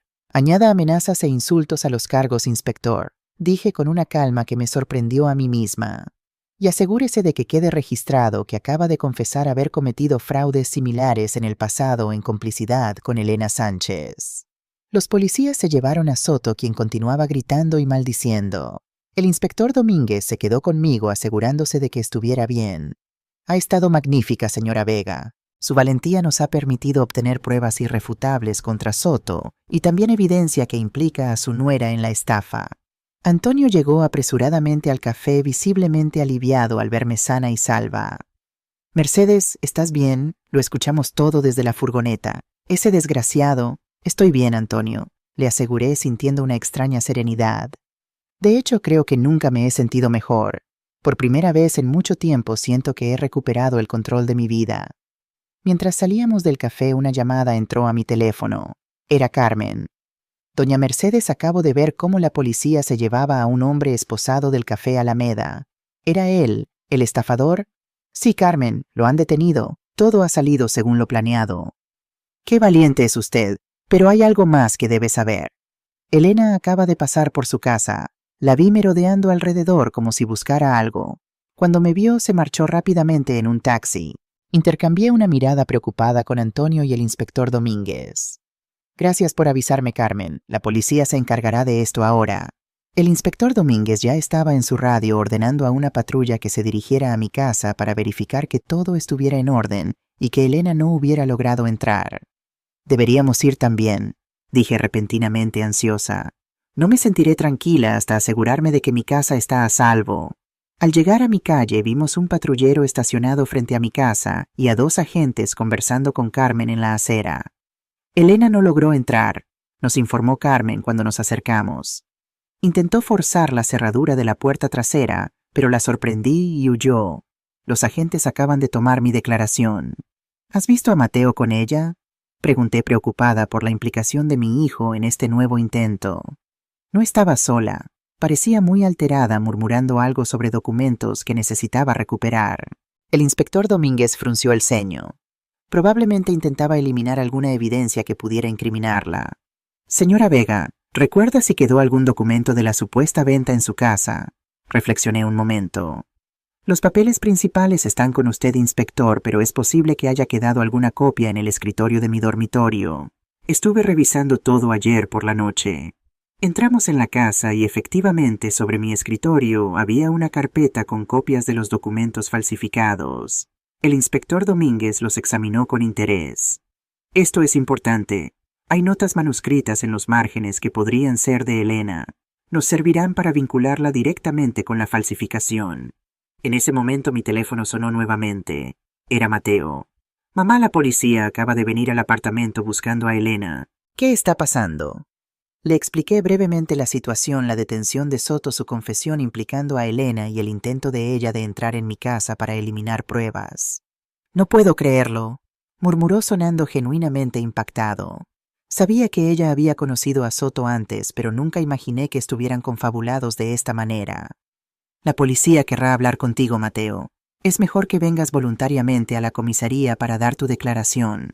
Si realmente no estabas al tanto de la complicidad entre Elena y Soto, es importante que lo aclares». Hubo un silencio al otro lado de la línea. «Voy para allá, ahora mismo. Gracias, mamá, por avisarme después de todo lo que te he hecho». Cuando colgué, el inspector Domínguez me informó que habían emitido una orden de detención contra Elena. Con su intento de allanamiento a mi casa, sumado a las declaraciones de Soto y las pruebas documentales, Había más que suficiente para proceder legalmente contra ella. Su hijo hizo bien en decidir cooperar, comentó. Eso jugará a su favor si realmente no estaba al tanto de la magnitud del fraude. Las siguientes horas transcurrieron en un torbellino de actividad. Antonio permaneció a mi lado mientras yo daba mi declaración formal en la comisaría. Mateo llegó poco después visiblemente abatido pero dispuesto a colaborar plenamente. Lo vi brevemente en el pasillo intercambiando apenas un saludo distante. Había una brecha entre nosotros que ni siquiera la justicia podría cerrar fácilmente. Al caer la tarde recibimos la noticia. Elena había sido detenida intentando abordar un tren hacia Barcelona.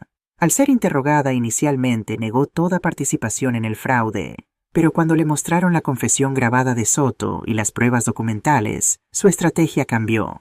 Ofreció cooperar plenamente a cambio de una reducción en los cargos.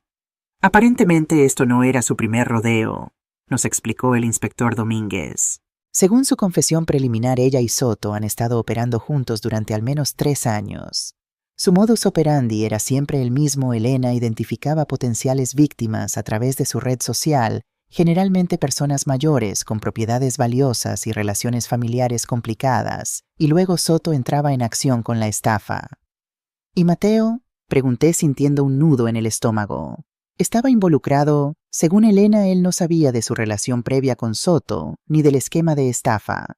Lo describe como un tonto útil, alguien fácil de manipular debido a su ambición y sus inseguridades. Ella se casó con él en parte porque su trabajo en la inmobiliaria le daba acceso a información privilegiada sobre propiedades y posibles víctimas. Aquella revelación me golpeó con fuerza. Mi hijo no solo había sido cruel conmigo, también había sido cruelmente utilizado por la mujer en quien confiaba. De alguna manera eso hacía todo aún más doloroso. ¿Qué pasará ahora con ellos?, preguntó Antonio. Soto enfrentará cargos múltiples por estafa-falsificación y ahora también por intento de soborno a un testigo. Con su historial y las pruebas que tenemos, podría recibir una condena de varios años.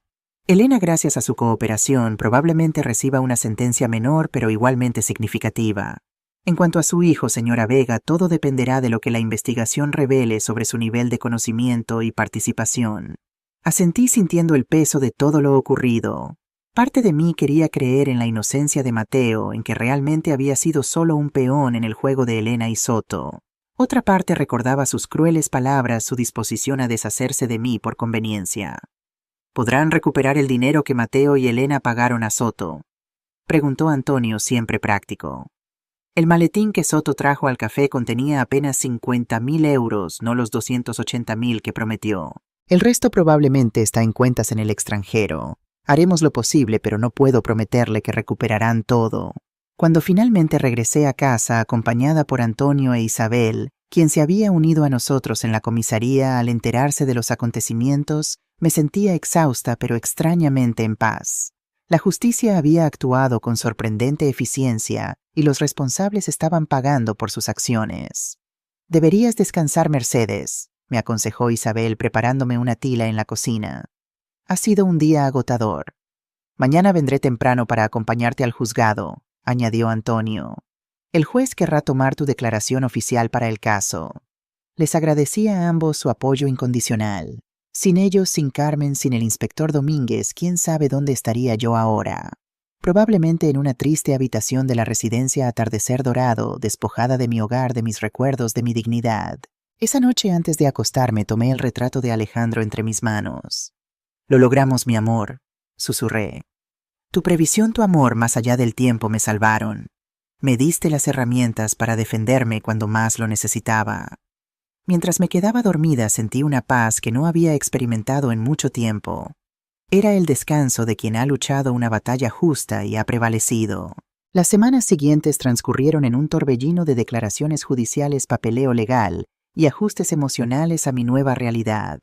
El caso contra Javier Soto y Elena avanzaba con solidez.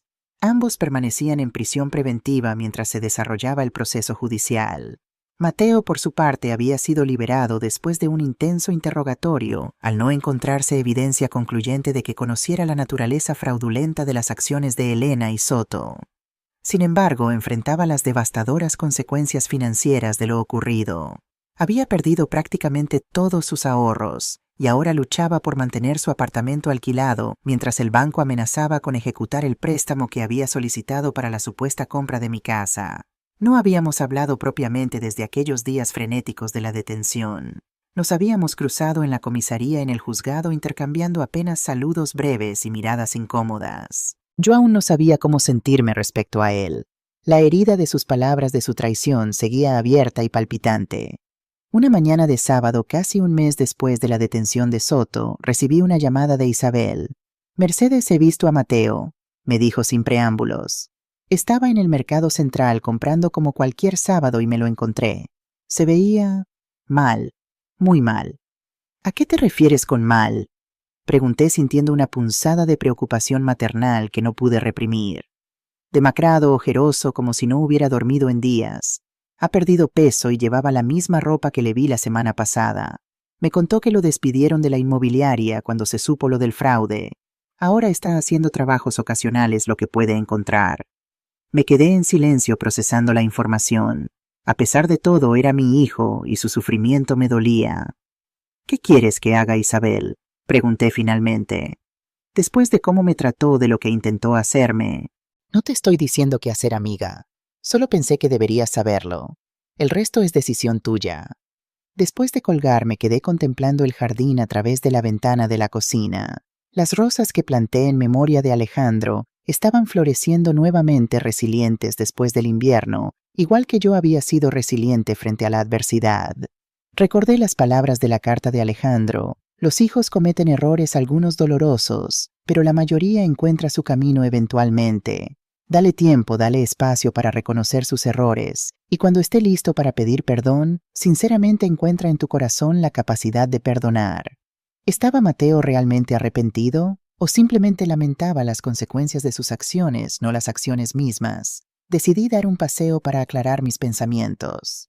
Sin un destino específico en mente, mis pasos me llevaron hacia la Plaza de la Virgen, uno de mis lugares favoritos en Valencia. La catedral se alzaba majestuosa bajo el sol primaveral, y las palomas revoloteaban alrededor de la fuente central donde algunos turistas tomaban fotografías. Me senté en un banco disfrutando del ambiente sereno y la suave brisa. Fue entonces cuando lo vi. Mateo estaba sentado al otro lado de la plaza, solo con la mirada perdida en la fuente. No me había visto. Parecía sumido en sus pensamientos, con los hombros caídos y un aspecto general de derrota que confirmaba la descripción de Isabel. Por un momento consideré marcharme sin que me notara, evitando una confrontación para la que no estaba segura de estar preparada. Pero algo me detuvo. Quizás era el momento de tener esa conversación pendiente, de comenzar a cerrar heridas de una forma u otra. Me acerqué lentamente. Cuando estuve a pocos pasos, Mateo levantó la mirada, sobresaltándose visiblemente al reconocerme. «Mamá», dijo incorporándose rápidamente, «no esperaba verte aquí». «Yo tampoco esperaba encontrarte», respondí manteniendo una distancia prudente. «Isabel me dijo que te vio en el mercado».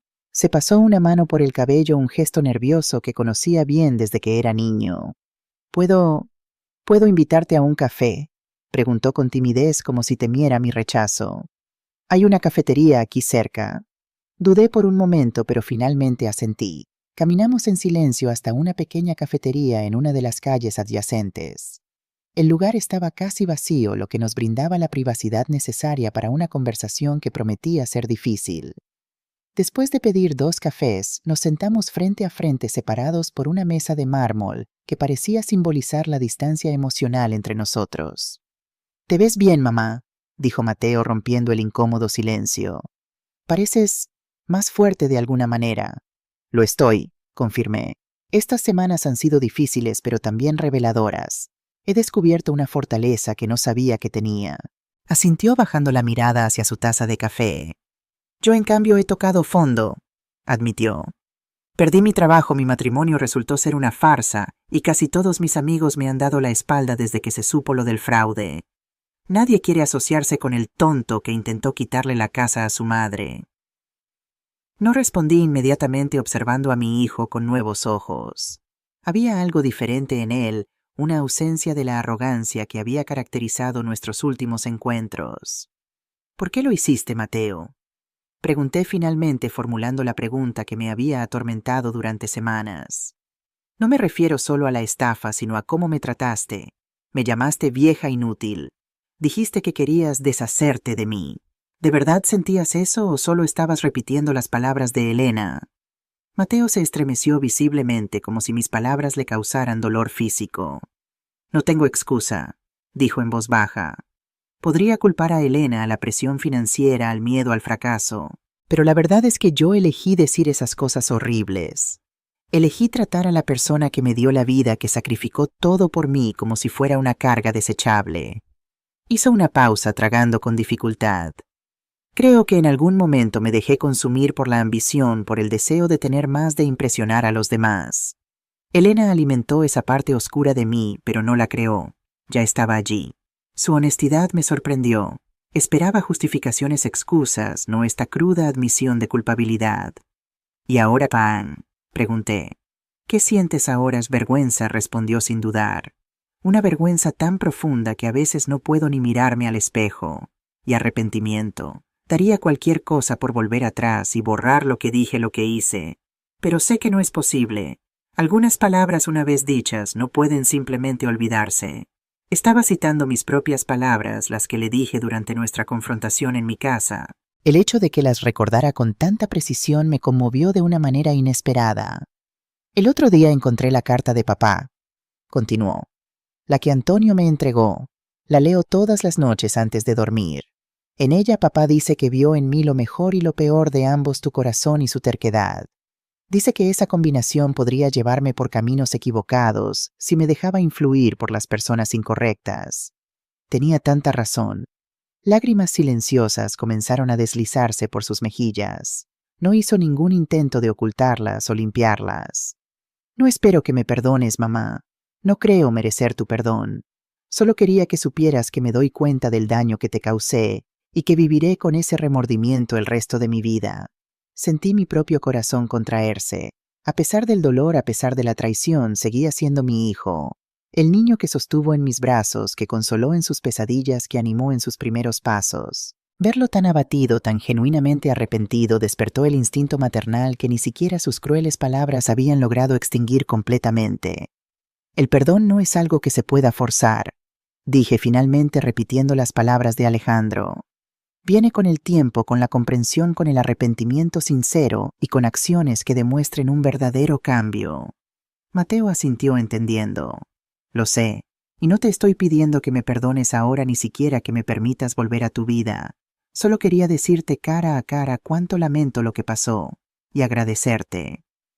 ¿Agradecerme por qué?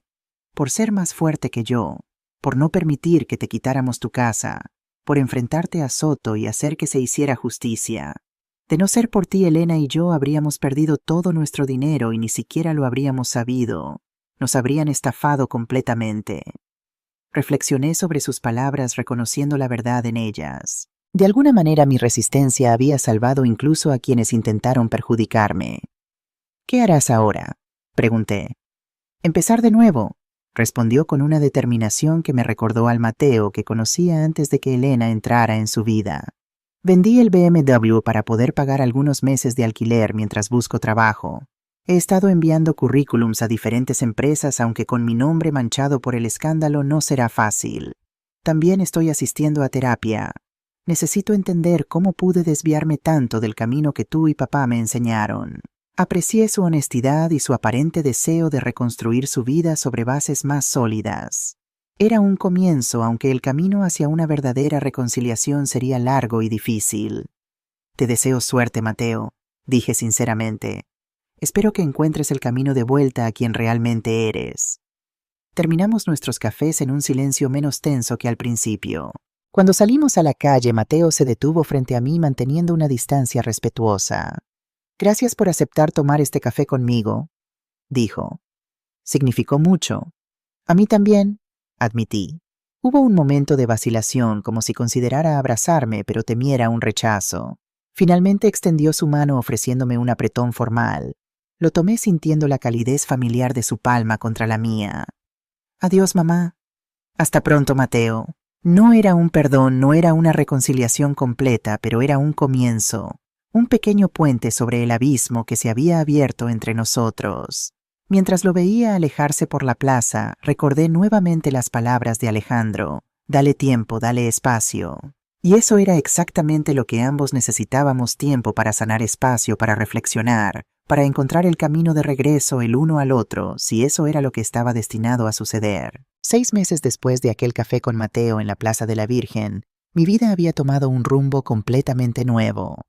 Inspirada por las palabras de Alejandro en su carta: vive sin restricciones, sin miedo al futuro. Viaja, conoce lugares, ayuda a quien lo necesite, haz lo que te dicte el corazón.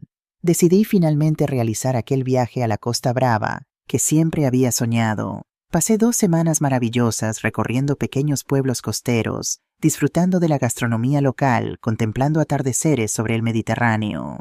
Cada noche en mi habitación de hotel escribía en un diario todas mis experiencias, como si estuviera conversando con Alejandro, contándole todo lo que veía, todo lo que sentía. Hoy vi el amanecer desde el mirador de Tossa de Mar. Escribí una mañana. El sol surgiendo del mar tiñendo el agua de dorado, las gaviotas revoloteando sobre las olas. Ojalá estuvieras aquí para verlo conmigo, pero de alguna manera siento que lo estás. Fue durante ese viaje que tomé una decisión importante. Mi casa en Valencia era demasiado grande para mí sola, pero no quería venderla. Contenía demasiados recuerdos, demasiada historia. En lugar de eso, decidí reformar la planta baja para convertirla en un pequeño centro comunitario donde pudiera ofrecer talleres de cocina tradicional valenciana para jóvenes.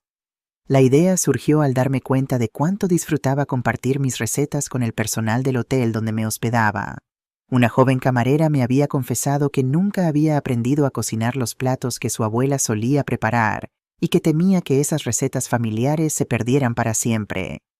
¿Por qué no escribes un libro de recetas?, me había sugerido. Mejor aún, respondí, podría enseñarlas directamente de persona a persona como debería ser. A mi regreso a Valencia puse manos a la obra. Antonio me ayudó con los aspectos legales de convertir parte de mi casa en un espacio semipúblico, mientras Isabel y Carmen se ofrecieron como voluntarias para ayudar con la organización de los talleres.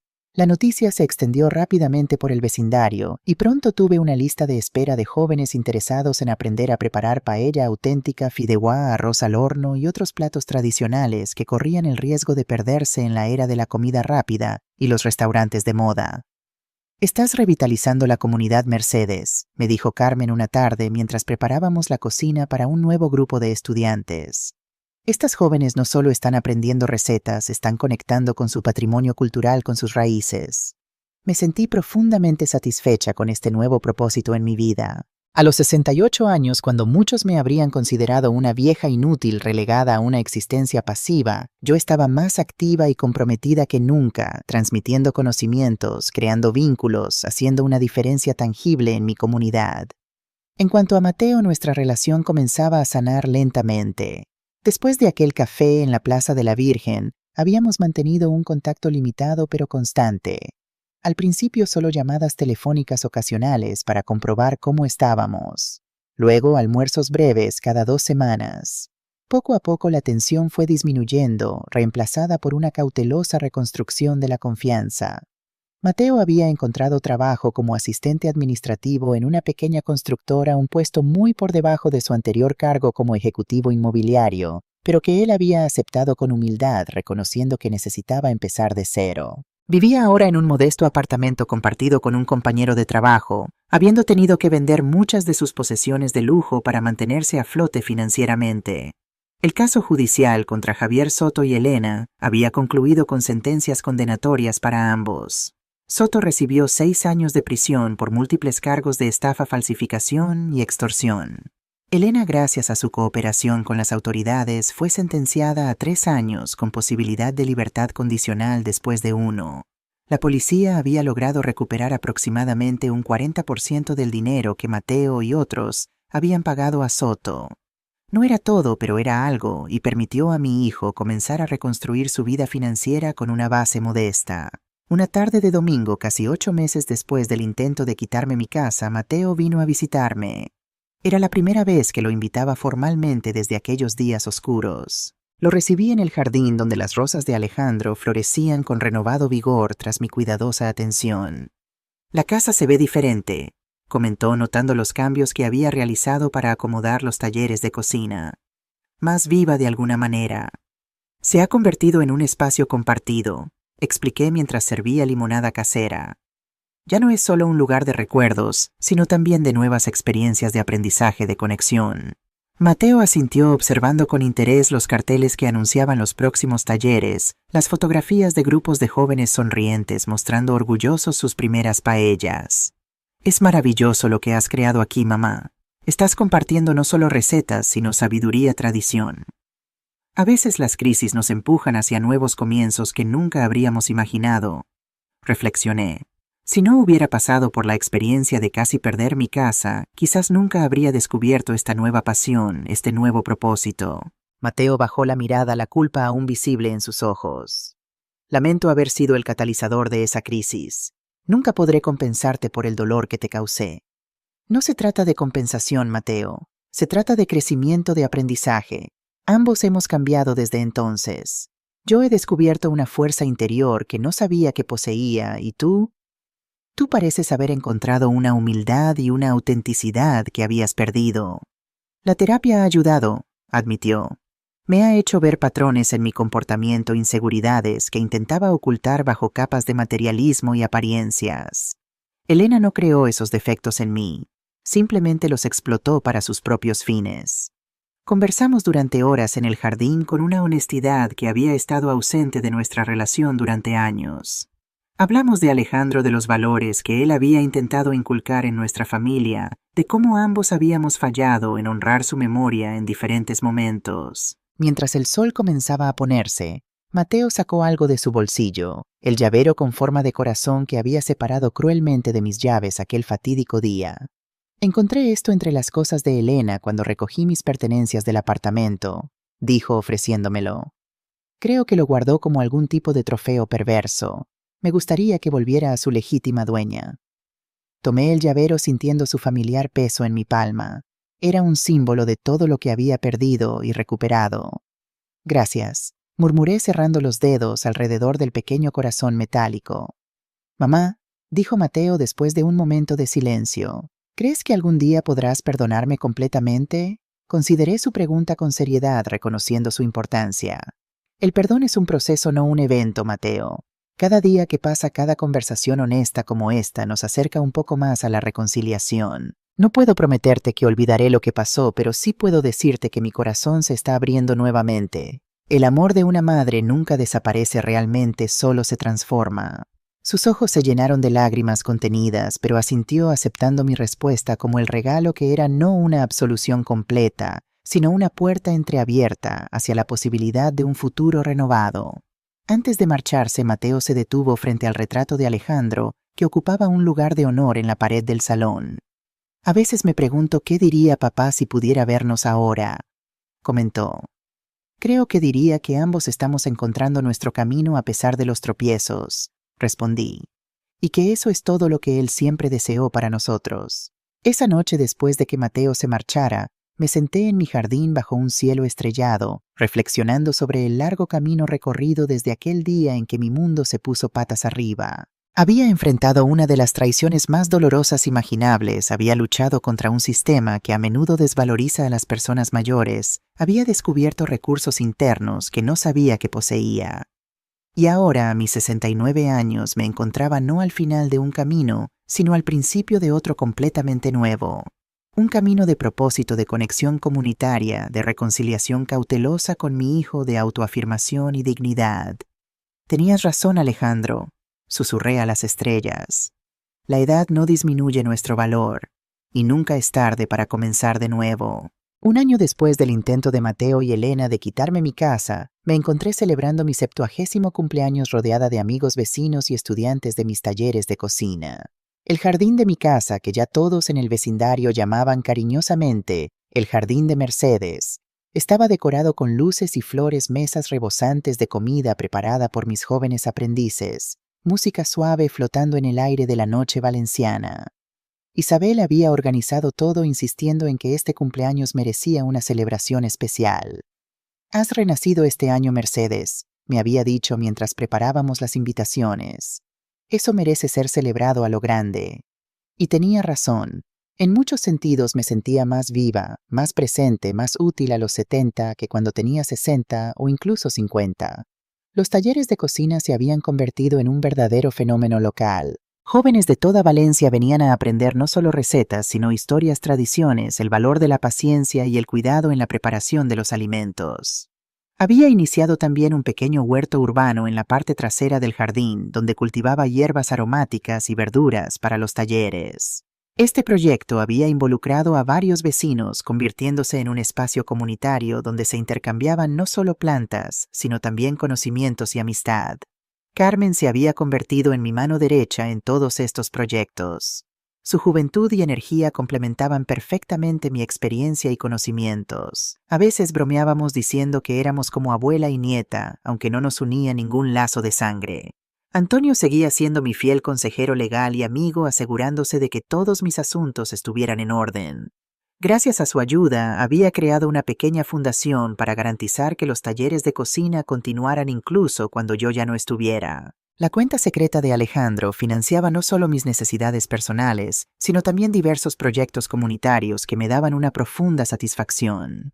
En cuanto a Mateo, nuestra relación continuaba sanando gradualmente. No era la misma de antes, nunca podría serlo después de lo ocurrido, pero había evolucionado hacia algo nuevo, basado en un respeto mutuo más consciente y una apreciación de las fortalezas y debilidades de cada uno. Había encontrado un trabajo estable en una empresa de logística y poco a poco iba reconstruyendo su vida económica y emocional. Seguía asistiendo a terapia regularmente, enfrentando sus demonios con una honestidad que me enorgullecía. Lo vi llegar a la fiesta un poco tarde, como siempre, cargando un ramo de rosas rojas, las favoritas de su padre, las que yo cultivaba en el jardín en memoria de Alejandro. Se abrió paso entre los invitados hasta llegar a mí, ofreciéndome las flores con una sonrisa tímida. «Feliz cumpleaños, mamá», dijo besándome en la mejilla. 70 años y más enérgica que nunca. Eres una inspiración. «Gracias, hijo», respondí conmovida por el gesto. «Me alegra que hayas podido venir. No me lo perdería por nada del mundo». Durante la velada observé a Mateo interactuar con los invitados, especialmente con los jóvenes que asistían a mis talleres. Les hablaba con interés genuino, escuchando sus historias, sus aspiraciones. En un momento lo vi ayudando a Carmen a servir la paella gigante que habíamos preparado para la ocasión, riendo por alguna broma compartida. Verlo así, conectado, presente, tan diferente del hombre obsesionado con las apariencias que había sido, me llenó de una tranquila esperanza. Hacia el final de la noche, cuando la mayoría de los invitados se habían marchado, Mateo me pidió un momento a solas. Nos sentamos en un banco del jardín bajo el naranjo que Alejandro había plantado cuando compramos la casa. «Tengo algo para ti», dijo sacando un pequeño paquete envuelto del bolsillo de su chaqueta. «No es gran cosa, pero es especial». Desenvolví el regalo con curiosidad. Era una pequeña caja de madera tallada. Al abrirla encontré un reloj de pulsera antiguo de aspecto familiar. «El reloj de papá», murmuré reconociéndolo inmediatamente. «Pensé que lo habías vendido años atrás». «Lo empeñé», admitió Mateo, durante mis tiempos de desesperación financiera. «Pero he estado ahorrando durante meses para recuperarlo. Creo que debería estar contigo». Examiné el reloj con emoción. Era un Omega Vintage que mi suegro le había regalado a Alejandro en su boda. Mi esposo lo había usado fielmente durante décadas. «Hay algo más», añadió Mateo. «Mira dentro de la tapa trasera». Con cuidado abrí la pequeña tapa de metal en la parte posterior del reloj. Allí, pegado al interior, había un diminuto sobre. Lo saqué con dedos temblorosos y extraje una nota escrita con la inconfundible letra de Alejandro. «Para mi Mercedes, en su 70º cumpleaños, el tiempo es el regalo más precioso que tenemos. Úsalo para crear, para amar, para vivir plenamente. Cada segundo es una nueva oportunidad para comenzar de nuevo, para ser quien realmente eres. He guardado esta nota en mi reloj, contando los días hasta que llegue a tus manos. Si estás leyendo esto, significa que nuestro hijo ha encontrado el camino de regreso a su verdadero ser y que tú sigues siendo la mujer extraordinaria de la que me enamoré. Con amor eterno, Alejandro». Las lágrimas rodaban por mis mejillas mientras leía estas palabras escritas décadas atrás, como si Alejandro hubiera podido ver el futuro, anticipando tanto las dificultades como el eventual reencuentro. «¿Cómo?», comencé, incapaz de completar la pregunta. «Cuando recuperé el reloj», explicó Mateo, El relojero me dijo que había encontrado este pequeño sobre escondido dentro. Lo abrí, lo leí. Entendí que papá de alguna manera había previsto todo esto. Incluso mis errores, mi caída, mi eventual regreso. Tu padre siempre tuvo una sabiduría especial, dije secándome las lágrimas. Veía más allá de lo evidente, llegaba al corazón de las personas. Como tú, mamá, respondió Mateo tomando mi mano. Has demostrado una sabiduría y una fortaleza extraordinarias este año. Me has enseñado el verdadero significado de la dignidad, del valor personal, de la resiliencia. En ese momento, bajo el naranjo de Alejandro con el reloj que había medido los momentos felices de nuestro matrimonio en mis manos, sentí que un ciclo se completaba. El intento de despojarme de mi casa, de mi dignidad, de mi lugar en el mundo, se había transformado en una poderosa afirmación de mi valor, en un renacimiento personal que nunca habría imaginado posible. El tiempo nos moldea a todos, reflexioné observando el reloj en mi palma. Nos trae desafíos que nos revelan quiénes somos realmente, nos ofrece oportunidades para sanar, para crecer, para reconciliarnos. Y para perdonar, añadió Mateo suavemente. Lo miré a los ojos, esos ojos que había visto desde su primer día de vida, que había visto brillar de alegría, oscurecerse de rabia y ahora reflejar un arrepentimiento genuino y una madurez duramente ganada. Sí, hijo, respondí finalmente. También para perdonar. Y en ese momento sentí que las últimas ataduras de resentimiento se aflojaban en mi corazón. No era un olvido de lo ocurrido, algunas heridas dejan cicatrices permanentes, pero sí una liberación, una elección consciente de no permitir que el dolor del pasado envenene el presente o el futuro. Nos quedamos sentados en silencio por un largo rato, madre e hijo reunidos bajo el árbol plantado por un hombre que de alguna manera misteriosa había logrado proteger y guiar a su familia incluso más allá de la muerte. Cuando finalmente nos levantamos para volver a la casa, Mateo señaló hacia un rincón del jardín. ¿Te importaría si plantamos algo nuevo ahí? ¿Quizás un rosal o un limonero? Me encantaría.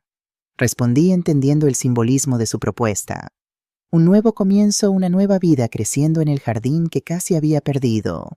A la mañana siguiente, mientras disfrutaba de un café temprano en la cocina, contemplé el reloj de Alejandro que ahora llevaba en mi muñeca. El suave tic-tac me recordaba que el tiempo seguía avanzando, trayendo consigo nuevas posibilidades, nuevos retos, nuevos comienzos. A mis 70 años me sentía más viva que nunca, más conectada con mi comunidad, más segura de mi valor y mi propósito. La vieja inútil que Mateo había despreciado en un momento de crueldad se había transformado en una mujer valorada por su sabiduría, sus conocimientos, su capacidad para crear vínculos y transmitir tradiciones. El intento de quitarme mi casa se había convertido paradójicamente en el catalizador de mi liberación, empujándome a descubrir recursos internos que ni siquiera sabía que poseía, a crear una vida más rica y significativa de lo que jamás había imaginado. Mientras terminaba mi café, esbocé mentalmente los planes para el día: un nuevo taller de cocina por la tarde, la plantación de hierbas aromáticas con un grupo de escolares por la mañana, una reunión con Antonio para discutir la expansión de la fundación. La vida continuaba llena de propósito y significado. Y yo, Mercedes Vega, a los 70 años, estaba más que lista para vivirla plenamente, con la sabiduría ganada a través de las dificultades y la alegría de haber encontrado mi verdadera fuerza.